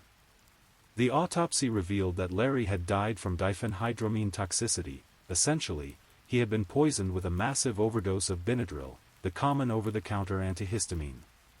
The amount of diphenhydramine in his system was staggering, more than 7,000 nanograms per milliliter, which was approximately 70 times the normal therapeutic dose. To put this in perspective, a typical dose of Benadryl contains between 100 and 1,000 nanograms per milliliter. Larry had enough of the drug in his system to kill him several times over. This discovery completely changed the nature of the investigation. Larry hadn't simply fallen overboard and drowned, he had been drugged with a lethal dose of medication before entering the water. The implications were chilling. Someone had deliberately poisoned him, and the most likely suspect was the person who had been with him on the boat that morning. Investigators began to take a much closer look at Lori Eisenberg and her story about what had happened on Lake Coeur d'Alene. They searched the boat and found a juice bottle in Lori's purse that contained traces of the same diphenhydramine that had killed her husband. This physical evidence directly contradicted her claims of innocence and suggested that she had been the one to administer the fatal dose. But the investigation revealed even more disturbing information.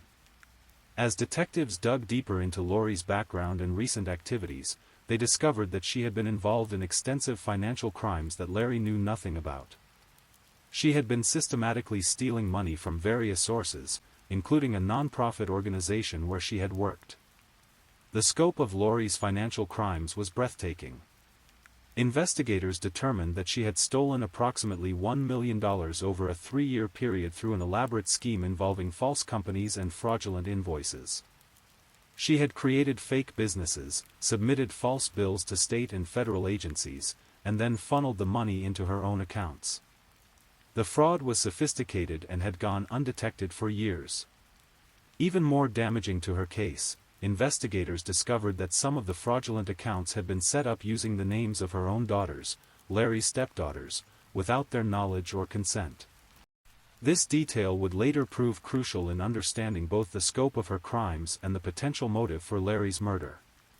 The timeline of events began to paint a clear picture of what had really happened. Lori had been arrested on February 26, 2018, on charges of forgery and grand theft, just 2 weeks after Larry's disappearance. The investigation into her financial crimes had been ongoing for some time, and authorities were closing in on the full extent of her fraudulent activities. This timing was not coincidental. Lori would have known that her crimes were about to be exposed, and she would have understood that Larry would inevitably learn about her deception. For a man of Larry's character and integrity, discovering that his wife had been stealing money, and involving his own daughters in the process, would have been devastating. It likely would have meant the end of their marriage and possibly serious legal consequences for Lori. Faced with the prospect of losing everything, her marriage, her freedom, and her reputation, Lori had apparently decided that eliminating Larry was preferable to facing the consequences of her actions. The romantic sunrise boat ride had been the perfect opportunity to carry out her plan. The method she chose was particularly insidious. Diphenhydramine, the active ingredient in Benadryl, causes severe drowsiness even at normal doses. In large quantities, it can cause confusion, disorientation, and eventually loss of consciousness. By giving Larry a massive dose of the drug, Lori had ensured that he would be incapacitated and unable to save himself once he entered the water. The plan was almost perfect in its simplicity. If Larry's body had never been found, or if the autopsy had been less thorough, his death might have been ruled an accidental drowning. The cold water and harsh February conditions would have provided a plausible explanation for why an elderly man might have succumbed after falling overboard. But Lori had underestimated the thoroughness of the investigation and the capabilities of modern forensic science. The discovery of diphenhydramine in Larry's system, combined with the traces found in the juice bottle in her purse, created a clear chain of evidence that pointed directly to her as the perpetrator. As the investigation progressed, more details emerged about the extent of Lori's deception. She had been living a double life for years, presenting herself as a devoted wife and community member while secretly engaging in massive financial fraud.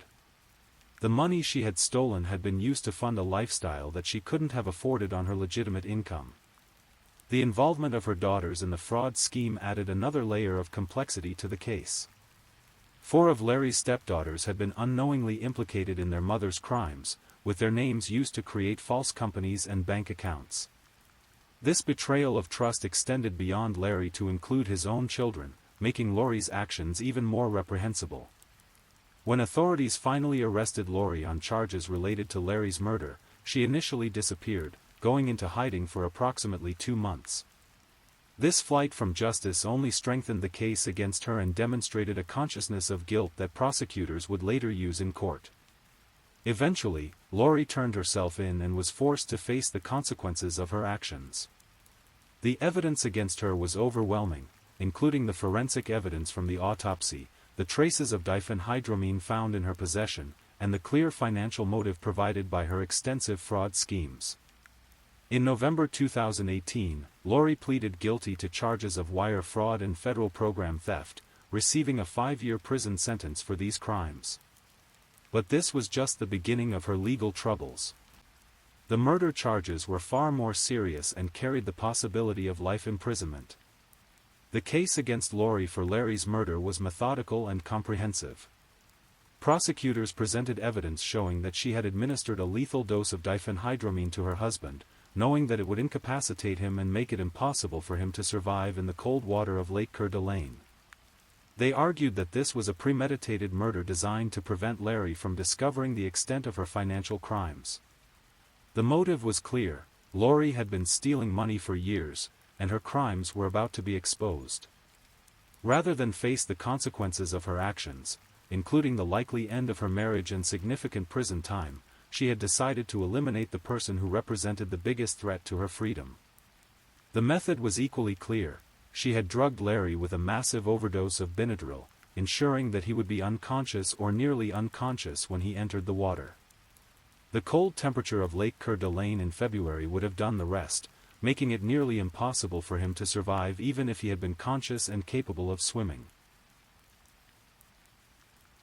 In February 2021, faced with overwhelming evidence, Lori Eisenberg entered an Alford plea to the charge of second-degree murder.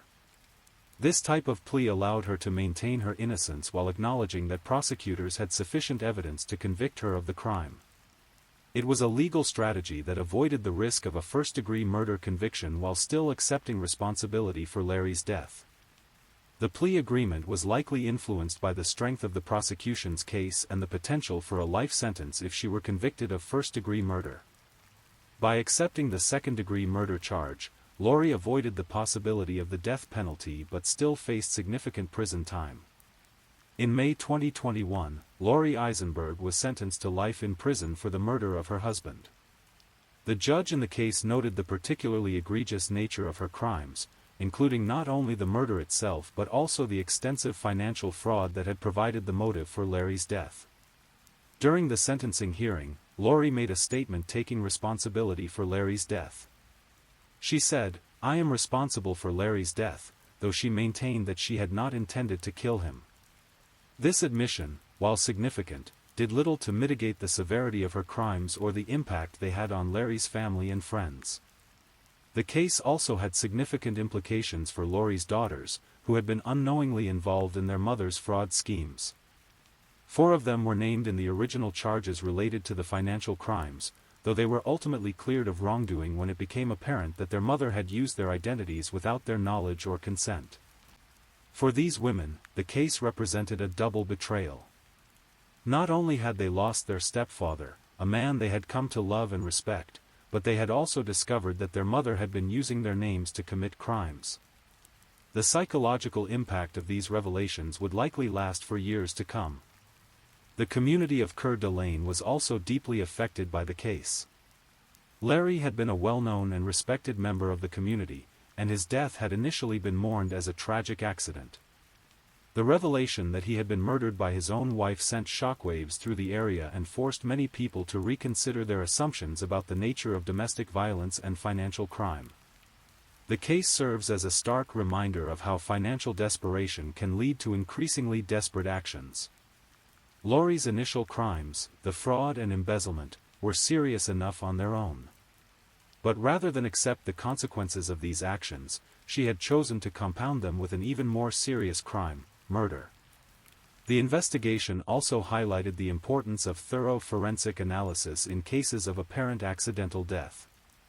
If not for the careful autopsy work that revealed the presence of diphenhydramine in Larry's system, his death might have been ruled an accident, and Lori might have gotten away with murder.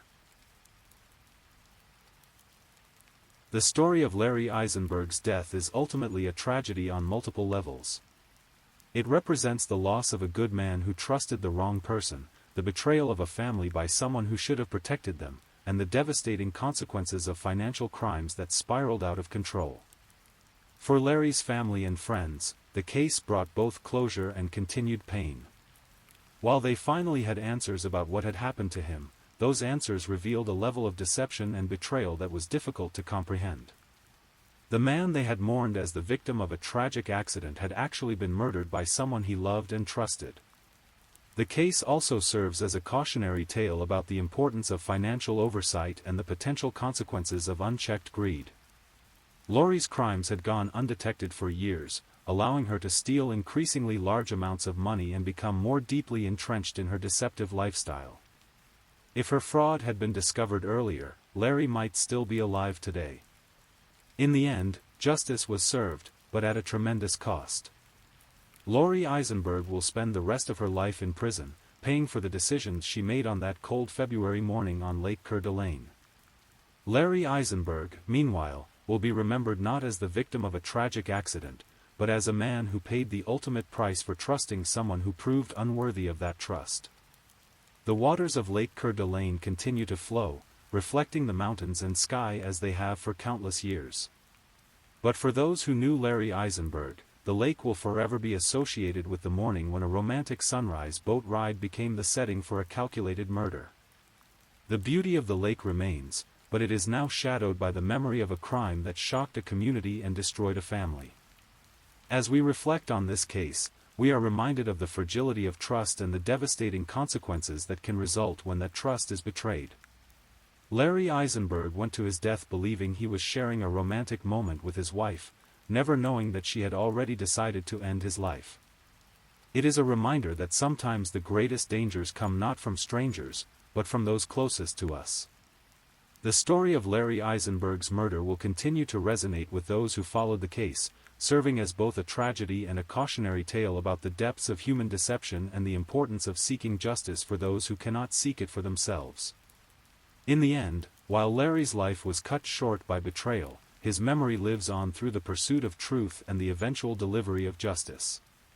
Please, if you're still awake, let's move on to our last story. Story 5.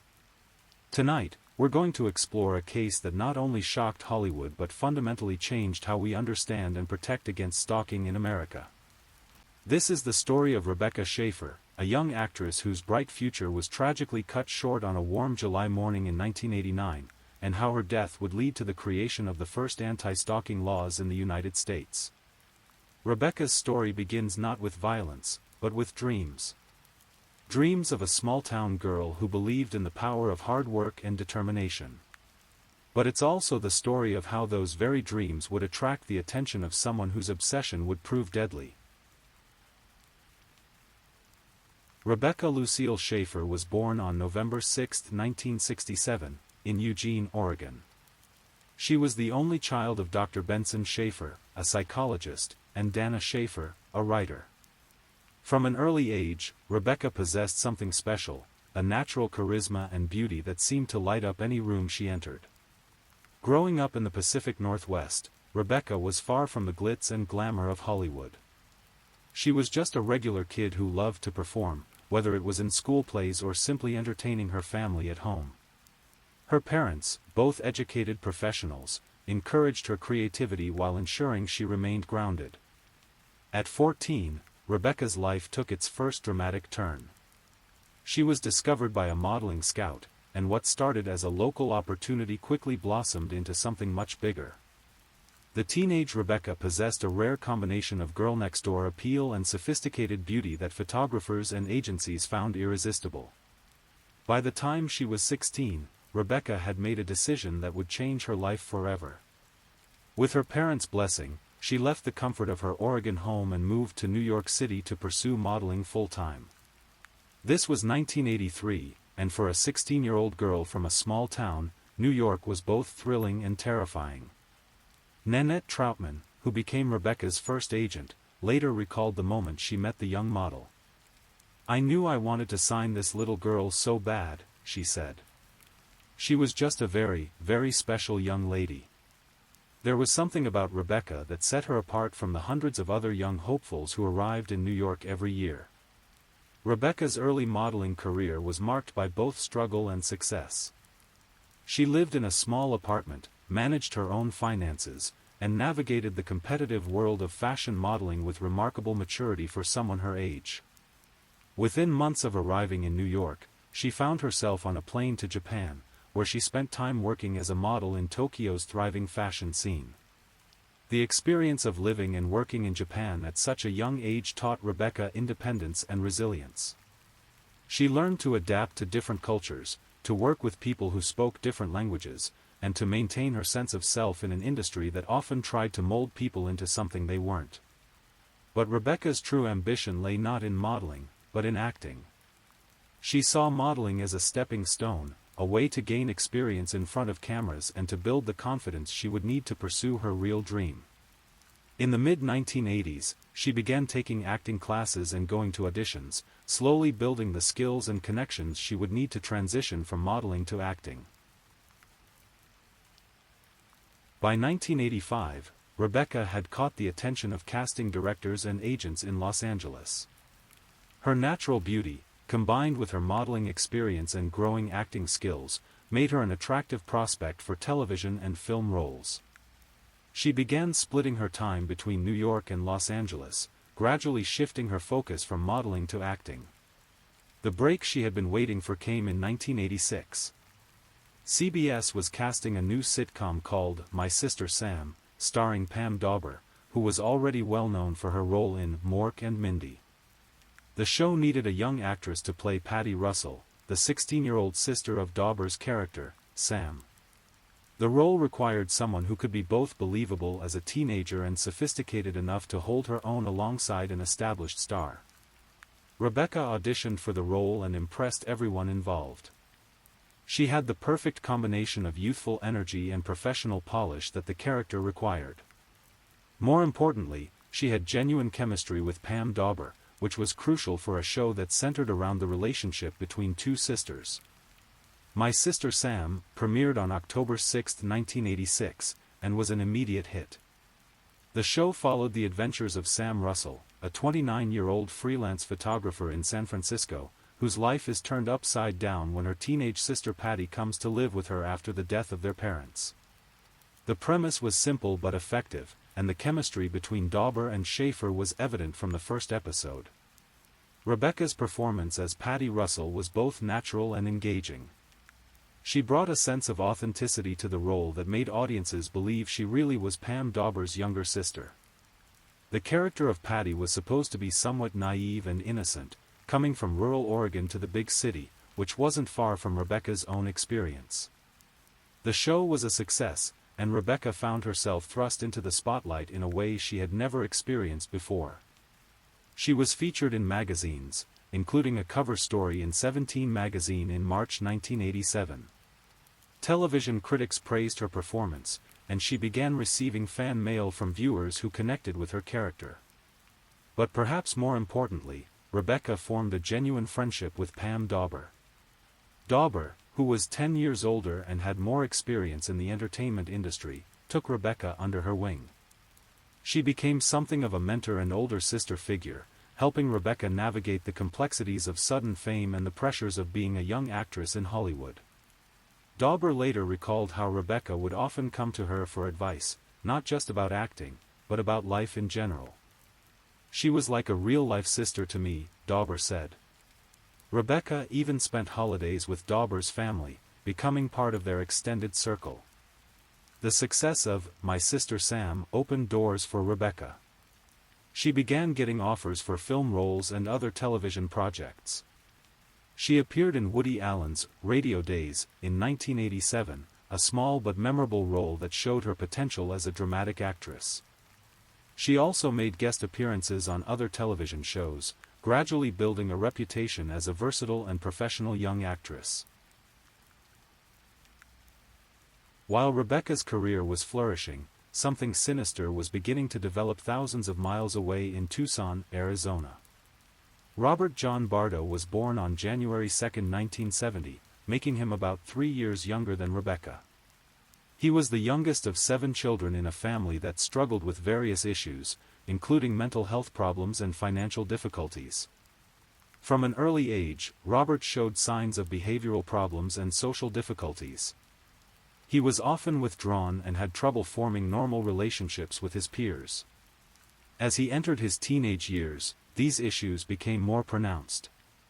He dropped out of high school and seemed to drift through life without purpose or direction.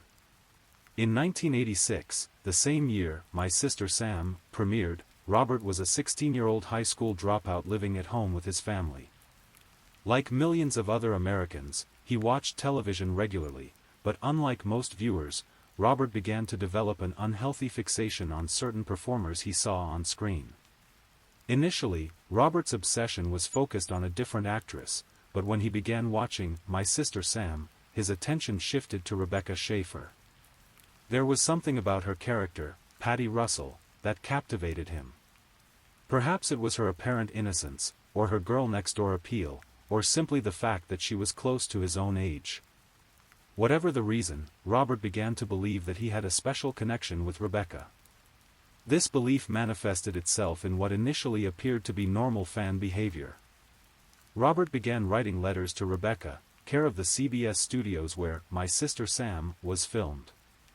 These early letters were typical fan mail, expressions of admiration, requests for autographed photos, and compliments about the show. Rebecca's assistant, following standard protocol, would send back form letters and occasionally signed publicity photos. But Robert interpreted these routine responses as personal communications. In his mind, Rebecca was writing back to him specifically, acknowledging their special connection. This delusion became the foundation of an obsession that would grow increasingly dangerous over the next 3 years. As 1987 progressed, Robert's letters became more frequent and more personal. He began sharing details about his life, his problems, and his feelings. He wrote about his family situation, his struggles with school, and his dreams for the future. Most disturbing of all, he began writing about his feelings for Rebecca as if they were in a romantic relationship. The volume of mail from Robert increased dramatically. He was writing several letters per week, sometimes daily. The content became increasingly inappropriate, with Robert expressing romantic feelings and making references to wanting to meet Rebecca in person. He began including small gifts, flowers, candy, and other items that he thought would please her. Rebecca, like most actors, received fan mail regularly and had an assistant who handled it. The sheer volume of letters from Robert was unusual, but not unprecedented. Many performers have fans who write frequently, and initially, Robert's letters didn't seem threatening enough to warrant special attention. However, as the letters continued to arrive, their content became more concerning. Robert began expressing jealousy about Rebecca's on-screen relationships and interactions with other actors. He wrote about feeling angry when her character showed interest in boys on the show. He began to blur the line between Rebecca the actress and Patty the character, writing to her as if she were actually the 16-year-old girl she portrayed on television. By 1988, Robert's obsession with Rebecca had taken over his life. He spent hours each day thinking about her, writing to her, and planning ways to meet her. He began making inquiries about how to get tickets to tapings of My Sister Sam and started researching the studio where the show was filmed. Robert's first attempt to meet Rebecca in person came in early 1988. He traveled from Tucson to Los Angeles, a journey of about 500 miles, with the specific intention of meeting her at the studio. He managed to find the CBS studios where My Sister Sam was filmed and attempted to gain access to the set. Security at the studio prevented Robert from getting close to Rebecca, but the fact that he had traveled so far and made such a determined effort to meet her was a clear escalation in his behavior. This wasn't just fan mail anymore, this was stalking, though that term wasn't yet widely recognized or legally defined. After being turned away from the studio, Robert didn't give up. He continued writing letters, but now they included references to his attempt to visit her. He expressed frustration at not being able to meet her and began making vague threats about what he might do if he continued to be kept away from her. The situation was complicated by the fact that My Sister Sam was cancelled in April 1988, after 2 seasons. While the show had been popular, it hadn't achieved the ratings needed to secure a 3rd season. For Rebecca, this was disappointing but not devastating. She was still young, her career was progressing, and she had other opportunities on the horizon. For Robert, however, the cancellation of the show was a major crisis. He had built his entire emotional life around watching Rebecca on television every week. Now, suddenly, she was gone from his regular viewing schedule. This change seemed to intensify his obsession rather than diminish it. With My Sister Sam no longer on the air, Robert's letters became more desperate and more frequent. He wrote about missing seeing her on television and about how much he needed to meet her in person. He began expressing the belief that they were meant to be together, and that various forces were conspiring to keep them apart. During this period, Robert also began showing signs of more serious mental health issues. He had episodes of depression and anxiety, and his behavior became increasingly erratic. His family noticed these changes but didn't fully understand their connection to his obsession with Rebecca. Robert made several more trips to Los Angeles throughout 1988 and early 1989, each time attempting to find Rebecca. He would hang around the studios, hoping to catch a glimpse of her or to find someone who could tell him where she was. He began asking questions about where she lived, what other projects she was working on, and how he could get in touch with her directly. In late 1988 and early 1989, Rebecca's career was entering a new phase. With My Sister Sam behind her, she was actively pursuing film roles and other television opportunities. She had moved to a small apartment in West Hollywood, living independently for the first time since her teenage years in New York. Rebecca was optimistic about her future.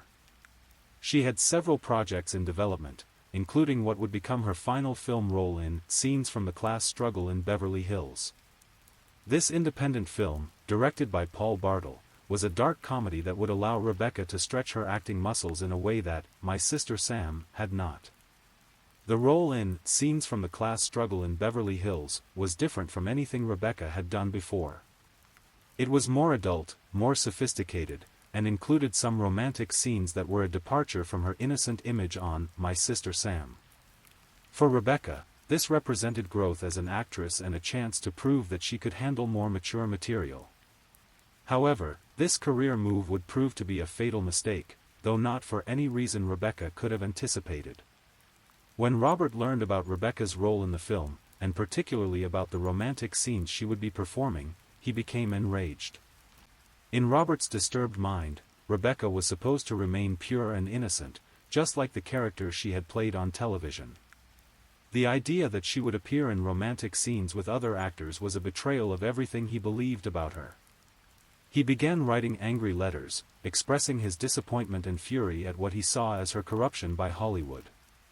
This shift in Robert's perception of Rebecca was crucial. Up until this point, his obsession had been based on idealization. He had put her on a pedestal, viewing her as perfect and pure. Now, he began to see her as having fallen from grace, as having been corrupted by the very industry that had made her famous. Robert's letters during this period became increasingly angry and threatening. He wrote about feeling betrayed and deceived. He expressed anger not just at Rebecca, but at the entire Hollywood system that he blamed for changing her. Most ominously, he began writing about the need to save Rebecca from the corrupting influence of Hollywood. By the spring of 1989, Robert's obsession with Rebecca had reached a dangerous new level. He had exhausted the normal channels of fan communication and had been repeatedly turned away from attempts to meet her at studios or industry events. His letters had become increasingly hostile, and he was beginning to contemplate more drastic actions. The turning point came when Robert decided that he needed to find Rebecca's home address. He realized that as long as he was trying to reach her through official channels, he would continue to be blocked by security and assistants.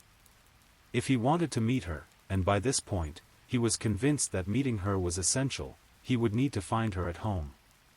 Robert's method for obtaining Rebecca's address was both simple and shocking. He hired a private investigator.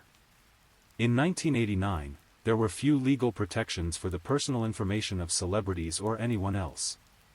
Private investigators could access motor vehicle records, which included home addresses, for a small fee and without significant legal restrictions. The private investigator that Robert hired was able to obtain Rebecca's home address from California Motor Vehicle Records for just $250. This transaction, which took place in the spring of 1989, was perfectly legal at the time. There were no laws preventing private investigators from selling this information to anyone who was willing to pay for it. With Rebecca's address in hand, Robert began making detailed plans for a trip to Los Angeles. This would be different from his previous visits, which had been focused on finding her at work.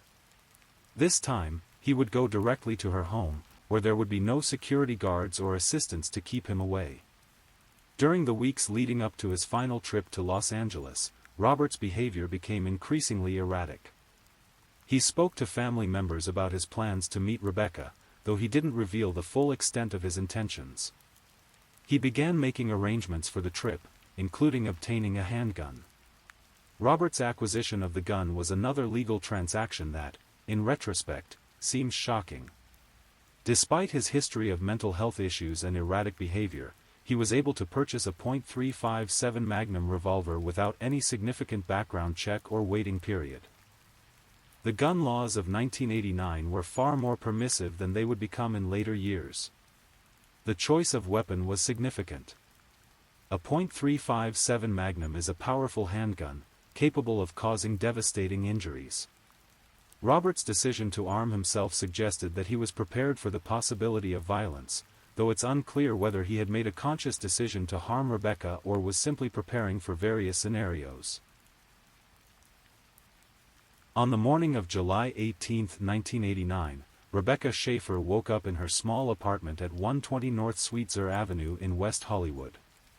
It was a Tuesday, and she had several things planned for the day. Most importantly, she was expecting a script delivery. Her agent had arranged for her to receive a screenplay for The Godfather Part 3, directed by Francis Ford Coppola. This was potentially a huge opportunity for Rebecca. The Godfather Part 3 was one of the most anticipated films of the year, and any role in a Coppola film would be a major career advancement. Rebecca was excited about the possibility and had been told that the script would be delivered to her apartment that morning. At 21 years old, Rebecca was at a crucial point in her career. My sister Sam had given her recognition and experience, but she was ready to move beyond television and establish herself as a serious film actress. The potential role in The Godfather Part 3 represented exactly the kind of opportunity she had been working toward. Rebecca's apartment was modest but comfortable. She had chosen West Hollywood because it was convenient to the studios and agencies where she worked, but also because it felt like a real neighborhood rather than just another part of the sprawling Los Angeles metropolitan area. Her building was a typical California apartment complex, with units arranged around a central courtyard. That morning, Rebecca was dressed casually. She wasn't expecting to go anywhere or meet with anyone professionally. She was simply planning to read the script when it arrived and perhaps discuss it with her agent later in the day. It was the kind of quiet, productive day that she had learned to value in the midst of her busy career. At approximately 10:15 a.m., Rebecca heard a knock at her door. Assuming it was the script delivery she had been expecting, she went to answer it. When she opened the door, she saw a young man she didn't recognize. He was thin, nervous-looking, and appeared to be in his late teens or early 20s. The young man was Robert John Bardo. He had traveled from Tucson to Los Angeles the previous day, taking a bus because he couldn't afford to fly. He had spent the night in a cheap motel, and had been awake since early morning, working up the courage to go to Rebecca's apartment. When Rebecca opened the door, Robert was initially almost speechless. After 3 years of obsession, he was finally face to face with the object of his fixation. He had imagined this moment countless times, but the reality was different from his fantasies. According to Robert's later testimony, he asked Rebecca for an autograph. She seemed surprised and somewhat annoyed by his presence, but she agreed to sign something for him. Robert handed her a letter he had written, and she signed it and handed it back to him. What happened next is crucial to understanding the tragedy that followed. Instead of leaving after receiving the autograph, Robert lingered at the door. He tried to engage Rebecca in conversation, but she was clearly uncomfortable with the situation. She didn't recognize him as the person who had been writing to her for 3 years, and to her, he was just a random stranger who had somehow found her home address. Rebecca's reaction to Robert's presence was perfectly normal and understandable. She was a young woman living alone, and an unknown man had appeared at her door. She was polite but firm in indicating that she needed to end the interaction. She told Robert that she was busy and couldn't talk, and she began to close the door. For Robert, this rejection was devastating. He had traveled hundreds of miles and spent months planning this meeting. In his disturbed mind, he had expected Rebecca to welcome him, to recognize their special connection, and to invite him into her life. Instead, she was treating him like any other unwanted visitor. Robert left the apartment complex, but he didn't go far. He was angry, confused, and unsure of what to do next. He had come so far and invested so much emotional energy in this moment, and it hadn't gone at all as he had hoped. After leaving Rebecca's apartment, Robert spent about an hour walking around the neighborhood, trying to process what had happened. The rejection he had experienced was more than just disappointing, it was a complete destruction of the fantasy he had built up over 3 years of obsession. During this time, Robert's mental state deteriorated rapidly. He began to focus on what he perceived as Rebecca's attitude toward him. In his mind, she had been dismissive and rude, treating him as if he were nobody. He began to feel that she needed to be taught a lesson about how to treat people who cared about her. Robert's anger was also fueled by his recent viewing of Scenes from the Class Struggle in Beverly Hills. He had managed to see the film, and the romantic scenes involving Rebecca had enraged him. In his disturbed thinking, these scenes proved that Rebecca had been corrupted by Hollywood and had lost the innocence that had originally attracted him to her. The combination of this recent betrayal, as he saw it, and the rejection he had just experienced created a perfect storm of rage and resentment. Robert began to feel that Rebecca deserved to be punished for what she had done to him and for what she had allowed Hollywood to do to her. At approximately 11:30 a.m., Robert returned to Rebecca's apartment complex. He had made a decision during his walk, though it's unclear whether he had consciously decided to kill Rebecca or was simply planning to confront her more aggressively. When Robert knocked on Rebecca's door for the second time, she was clearly annoyed. She recognized him from the earlier encounter and was frustrated that he had returned. According to witness accounts and Robert's own later testimony, Rebecca said something like, "You came to my door again. I don't have time for this." This second rejection was the final trigger for Robert's violence. In his mind, Rebecca's attitude confirmed everything he had come to believe about her corruption and her betrayal of their imagined relationship. He pulled out the .357 Magnum revolver he had been carrying and, without warning, shot Rebecca once in the chest at point-blank range. The bullet struck Rebecca in the heart, causing massive damage. She fell immediately, collapsing in the doorway of her apartment. Robert, apparently shocked by what he had done, turned and ran from the scene, fleeing down an alley behind the apartment complex. Rebecca was found by neighbors who had heard the gunshot. Paramedics arrived quickly, but there was nothing they could do. Rebecca Schaefer was pronounced dead at the scene. She was 21 years old, and her life had been cut short just as her career was beginning to reach its full potential. The news of Rebecca Schaefer's murder sent shockwaves through Hollywood and beyond. Here was a young actress who had seemed to embody the wholesome, all-American girl next door, killed by a fan who had become obsessed with her. The randomness and senselessness of the crime was deeply disturbing to both the entertainment industry and the general public. Pam Dauber, Rebecca's co-star and friend, was devastated by the news. She later described feeling that the world had become a fundamentally different and more dangerous place. "I was just devastated," she said. "It was like losing a real sister." The murder also had a profound impact on how celebrities thought about their relationship with fans and their personal security. Prior to Rebecca's death, most actors and actresses were relatively accessible to their fans. They would sign autographs, pose for pictures, and generally maintain a friendly relationship with the public.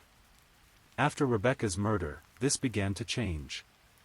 Celebrities became more cautious about their personal information, more reliant on security personnel, and more aware of the potential dangers that could come from seemingly innocent fan interactions. Meanwhile, Robert John Bardo had fled the scene and was attempting to return to Arizona. However, his erratic behavior and obvious distress made him stand out to law enforcement. He was arrested later that day in Tucson, after being spotted by police officers who noticed his agitated state. Initially, Robert's arrest wasn't connected to Rebecca's murder. He was taken into custody for questioning about his behavior, but it wasn't until investigators found the gun and began piecing together his movements that they realized they had captured Rebecca's killer. When confronted with evidence of his crime, Robert initially denied involvement. However, as the evidence mounted and the reality of what he had done began to sink in, he eventually confessed to the murder. His confession was detailed and disturbing, revealing the extent of his obsession and the distorted thinking that had led to Rebecca's death. The investigation into Rebecca Schaefer's murder revealed the shocking ease with which Robert had been able to obtain her personal information. The discovery that he had hired a private investigator to find her home address highlighted a significant gap in privacy protections for celebrities and ordinary citizens alike. Investigators also uncovered the extensive paper trail of Robert's obsession. His letters to Rebecca, found in his possession and in the files of her representatives, painted a disturbing picture of a 3-year escalation from fan admiration to dangerous obsession to deadly violence. The case against Robert was straightforward from a legal perspective. He had confessed to the murder, there were witnesses who had seen him at the scene, and the physical evidence was overwhelming. However, the legal proceedings would take nearly 2 years to complete, as Robert's defense team explored various strategies, including potential insanity defenses. The trial, which began in 1991, was prosecuted by Marcia Clark, who would later become famous for her role in the O.J. Simpson case. Clark and her team presented a methodical case that demonstrated Robert's obsession, his planning, and his deliberate actions on the day of the murder. Robert's defense team argued that he was mentally ill and not responsible for his actions. They presented evidence of his troubled childhood, his history of mental health issues, and his delusional thinking. However, the prosecution was able to show that despite his mental illness, Robert had been able to plan and execute the murder with considerable forethought. The trial also included testimony from experts about the nature of celebrity stalking and obsession. This was one of the first high-profile cases to examine these issues in detail, and the testimony helped educate the public about the dangers of seemingly harmless fan behavior. On October 29, 1991, Robert John Bardo was convicted of first-degree murder with the special circumstance of lying in wait. This special circumstance made him eligible for the death penalty, but the jury ultimately recommended life imprisonment without the possibility of parole. In December 1991, Robert was sentenced to life in prison without parole. He was 21 years old at the time of sentencing, the same age Rebecca had been when he killed her. Rebecca Schaefer's murder had implications far beyond the individual tragedy. Her death highlighted the inadequacy of existing laws to deal with stalking behavior and the ease with which private information could be obtained and misused. One of the most immediate changes was in how motor vehicle records were handled. The fact that Robert had been able to obtain Rebecca's home address from the Department of Motor Vehicles for just $250 shocked legislators and the public. Within months of her death, California passed new laws restricting access to motor vehicle records and other personal information. More significantly, Rebecca's death led to the creation of the first anti-stalking laws in the United States. Prior to 1989, there was no specific crime of stalking. People who engaged in persistent harassment or threatening behavior could be charged with various offenses, but there was no comprehensive legal framework to address the specific pattern of behavior that we now recognize as stalking. In 1990, California became the first state to pass a comprehensive anti-stalking law. The law made it a crime to willfully, maliciously, and repeatedly follow or harass another person and to make a credible threat with the intent to place that person in reasonable fear of death or great bodily injury. The California anti-stalking law served as a model for other states, and within a few years, all 50 states had passed similar legislation. These laws gave law enforcement and prosecutors new tools to intervene in stalking cases before they escalated to violence. The laws also expanded the definition of stalking to include various forms of communication and surveillance, recognizing that stalking behavior could take many forms beyond just physical following. This was particularly important as technology began to create new ways for stalkers to harass their victims. Rebecca Schaefer's murder also had a significant impact on how the entertainment industry approached security and fan relations. Prior to her death, most celebrities were relatively accessible to their fans. Studios and networks encouraged this accessibility as a way to build fan loyalty and promote their projects. After Rebecca's murder, this began to change. Celebrities became more cautious about their personal information and more reliant on security personnel. The industry developed new protocols for handling fan mail and managing celebrity-fan interactions. The murder also highlighted the role of the media in celebrity culture. The extensive coverage of Rebecca's life and death led to discussions about the responsibility of the media in creating and maintaining celebrity obsessions. Some critics argued that the media's focus on celebrities' personal lives contributed to the kind of unhealthy fixation that had led to Rebecca's death. However, others argued that the media coverage was important in educating the public about the dangers of stalking and the need for better laws and protections. The extensive coverage of the case certainly helped build support for the anti-stalking legislation that followed. The case also had an impact on how mental health professionals understood and treated obsessive behavior. Robert's case became a subject of study for psychologists and psychiatrists interested in understanding the development of dangerous obsessions. In the years following her death, Rebecca Schaefer has been remembered not just as a victim of a senseless crime, but as a talented young actress whose potential was never fully realized. Her work on My Sister Sam, and in her few film roles showed promise of a career that could have developed in many directions. Rebecca's parents, Benson and Dana Schaefer, became advocates for anti-stalking legislation and celebrity privacy rights. They worked with legislators and law enforcement to ensure that the lessons learned from their daughter's death would help protect others. Pam Dauber has spoken frequently about her friendship with Rebecca and about the impact of her death. She has described Rebecca as a young woman who was excited about her career and her future, someone who approached life with optimism and enthusiasm. The entertainment industry has also remembered Rebecca in various ways. There have been documentaries about her life and death, and her story has been featured in numerous true crime programs and books. These tributes have helped keep her memory alive and have continued to educate the public about the dangers of stalking. Robert John Bardo remains in prison today, more than 3 decades after Rebecca's murder. He is serving his sentence at California State Prison, Sacramento, and has been denied parole multiple times.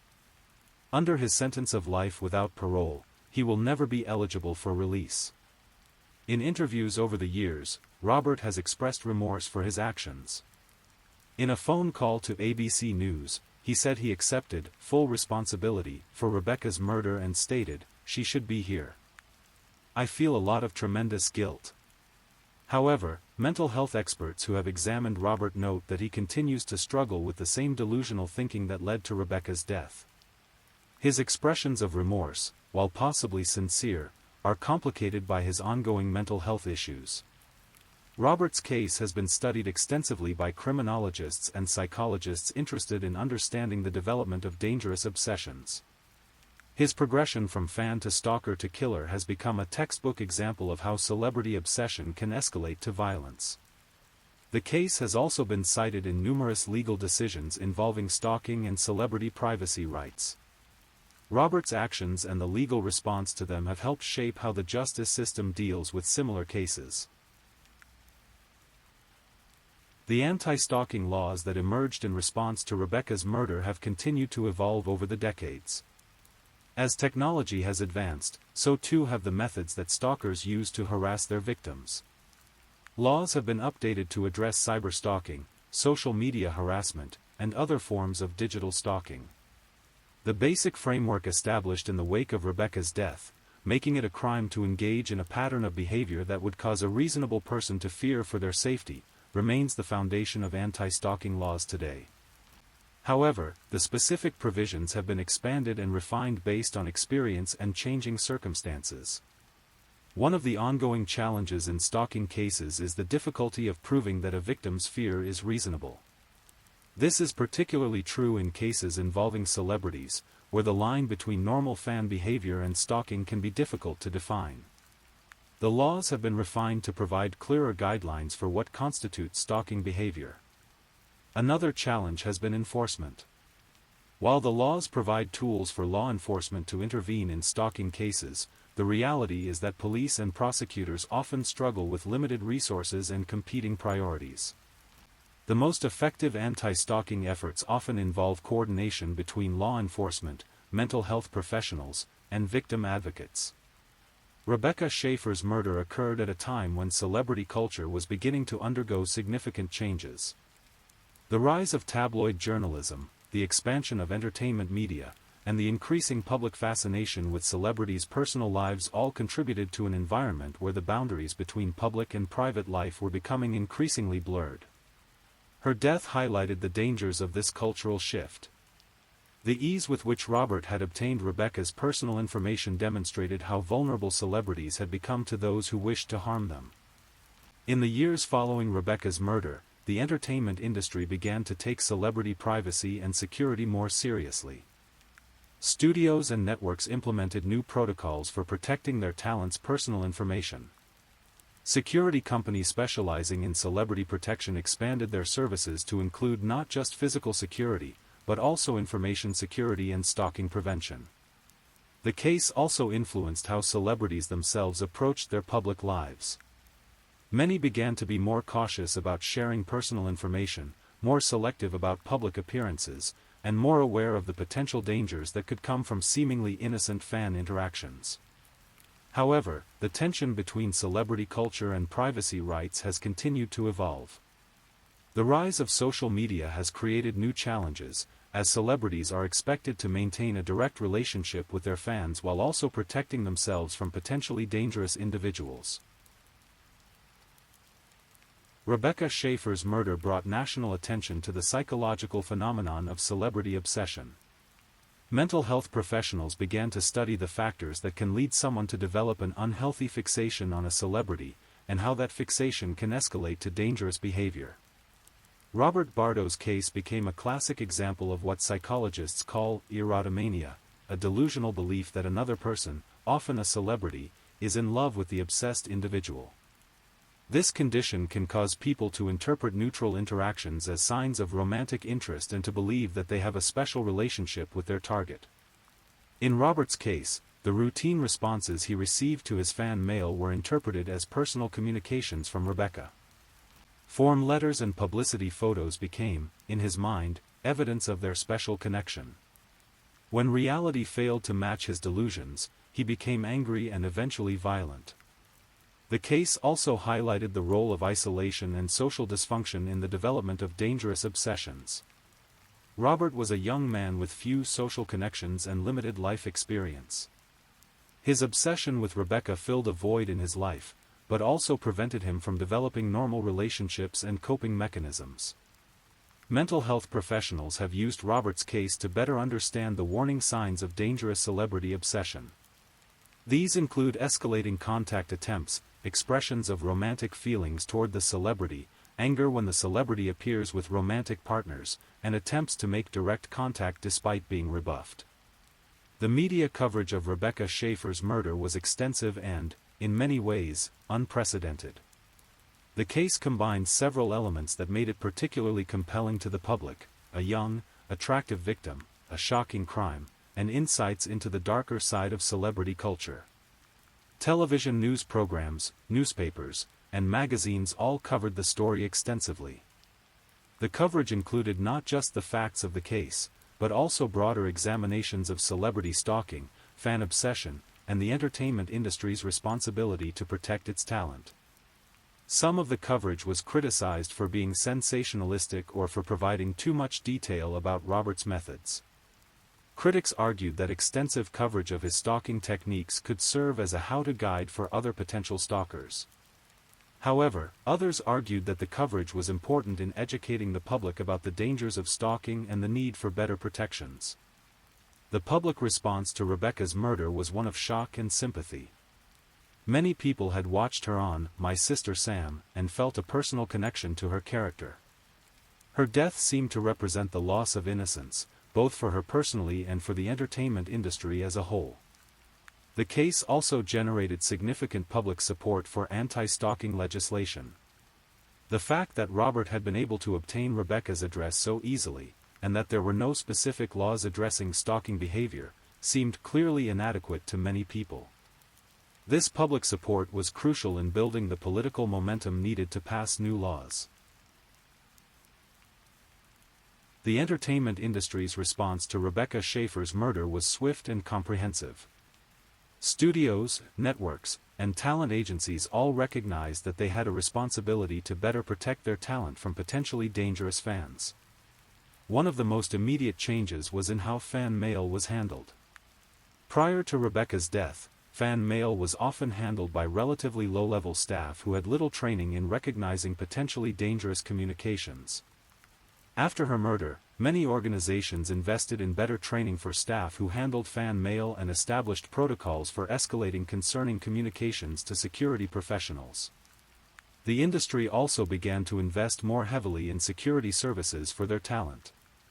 This included not just physical security for public appearances, but also background checks on people who had access to celebrities' personal information, and monitoring of potential threats. Studios and networks also changed how they released information about their talent. Personal details that had once been routinely shared with the media and the public were now more carefully controlled. Home addresses, phone numbers, and other personal information were much more closely guarded. The Screen Actors Guild and other industry organizations also became more involved in educating their members about personal security and the warning signs of dangerous fan behavior. They provided resources and training to help actors and actresses protect themselves from potential stalkers.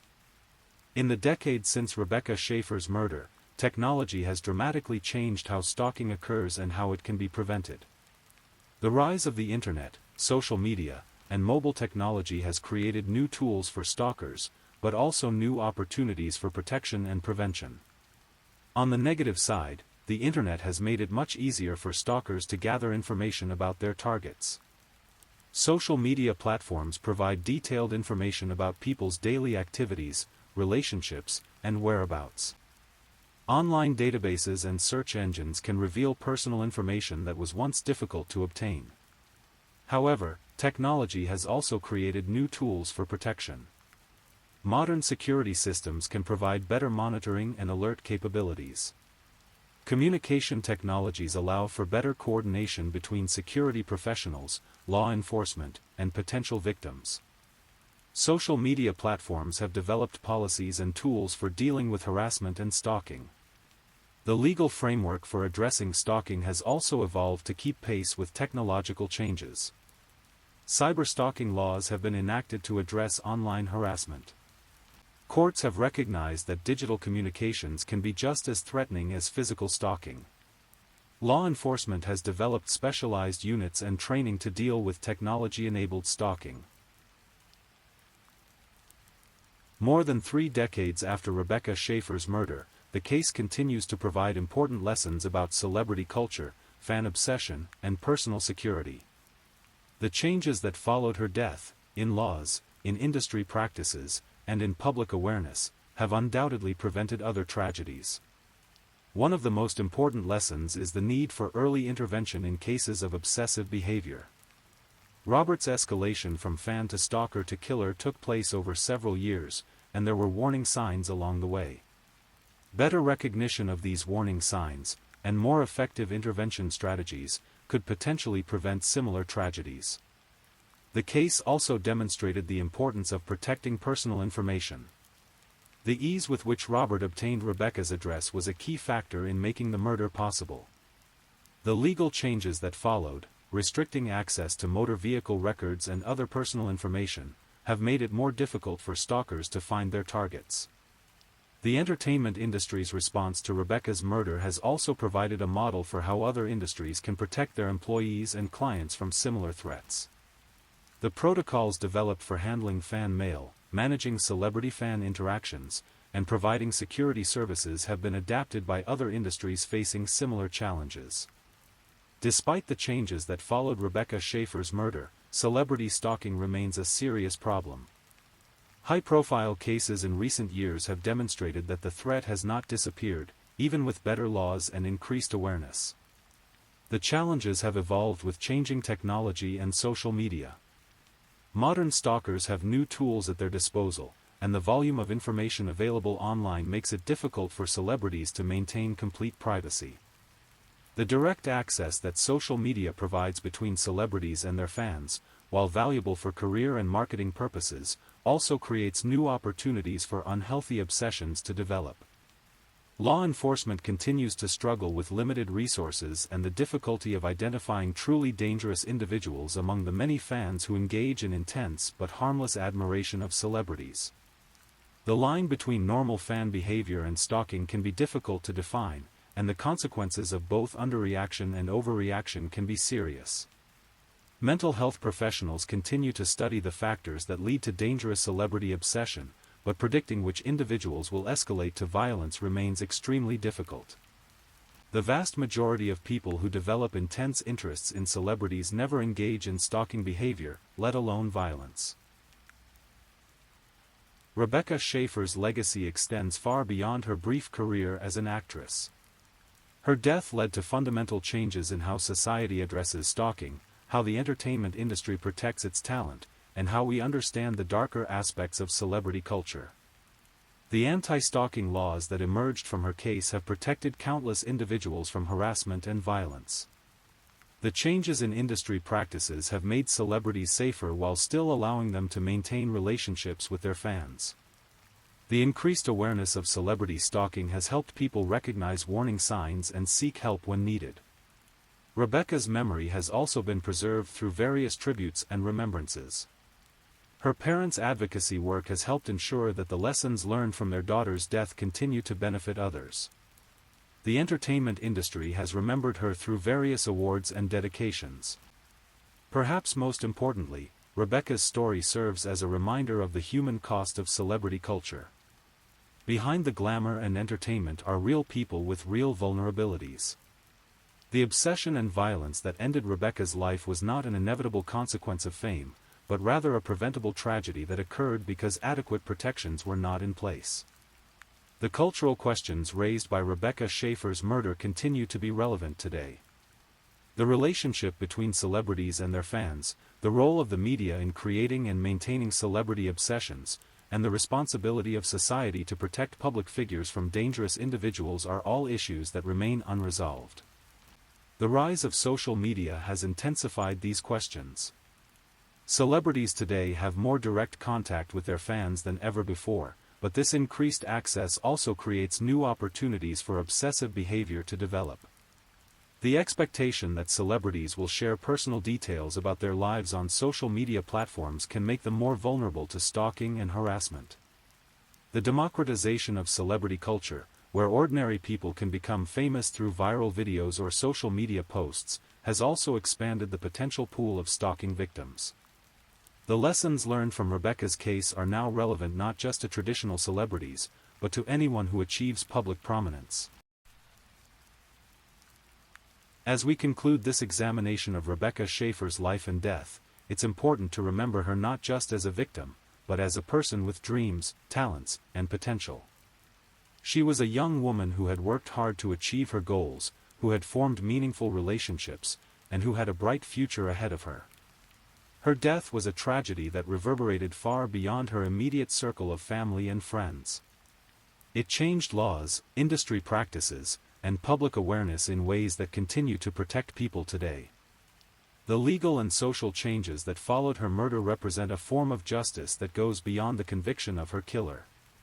Robert John Bardo's obsession with Rebecca was a distortion of the normal human tendency to admire and be inspired by others. His inability to distinguish between fantasy and reality, combined with his access to weapons and personal information, created a perfect storm that ended in tragedy. The case reminds us that celebrity culture, while providing entertainment and inspiration to millions, also has a dark side that requires constant vigilance.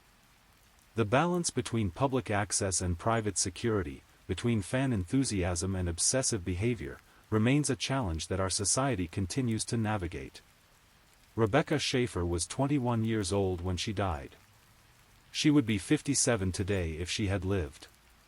We can only imagine what her life might have been like, what roles she might have played, what contributions she might have made to her craft and to society. Her death represents not just the loss of a life, but the loss of all the potential that life contained. In the end, Rebecca's story is both a tragedy and a testament to the possibility of positive change emerging from senseless violence. Her death led to meaningful reforms that have protected countless others. Her memory continues to inspire those who work to prevent similar tragedies. And her brief time in the public eye, through My Sister Sam and her other work, brought joy to millions of viewers who remember her with fondness. The case of Rebecca Schaeffer serves as a reminder that behind every celebrity is a human being deserving of respect, privacy, and safety. It challenges us to examine our own relationship with celebrity culture and to consider our responsibility to protect those who entertain and inspire us. Most importantly, it reminds us that every life has value, and that the loss of even one person to senseless violence is a tragedy that diminishes us all. The story of Rebecca Schaeffer's murder doesn't end with her death or even with the conviction of her killer. It continues in the laws that protect stalking victims, in the security measures that keep celebrities safe, and in the ongoing efforts to understand and prevent similar tragedies.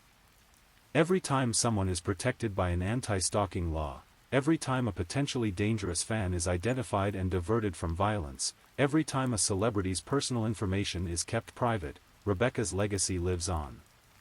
Her death was not in vain if it prevents even one other person from suffering a similar fate. The case also continues in the ongoing conversation about celebrity culture, fan obsession, and the responsibility of society to protect public figures. These are complex issues without easy answers, but the dialogue that began with Rebecca's death continues to evolve and inform our understanding. Today, more than 3 decades after that terrible July morning in West Hollywood, Rebecca Schaeffer is remembered not just as a victim, but as a catalyst for positive change.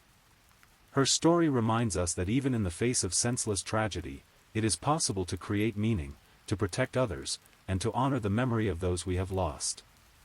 The young woman who once dreamed of stardom and worked so hard to achieve her goals continues to make a difference in the world, not through the roles she might have played, but through the lives that have been saved by the changes her death inspired. In that way, Rebecca Schaeffer's story continues, and her light continues to shine. Thank you for listening to tonight's true crime story. Rest peacefully, knowing that another story awaits you next time, ready to accompany you on another journey toward restorative sleep. But if you're still awake, don't forget to like and subscribe so you don't miss our next true crime stories. And until next time, stay safe and take care. Good night.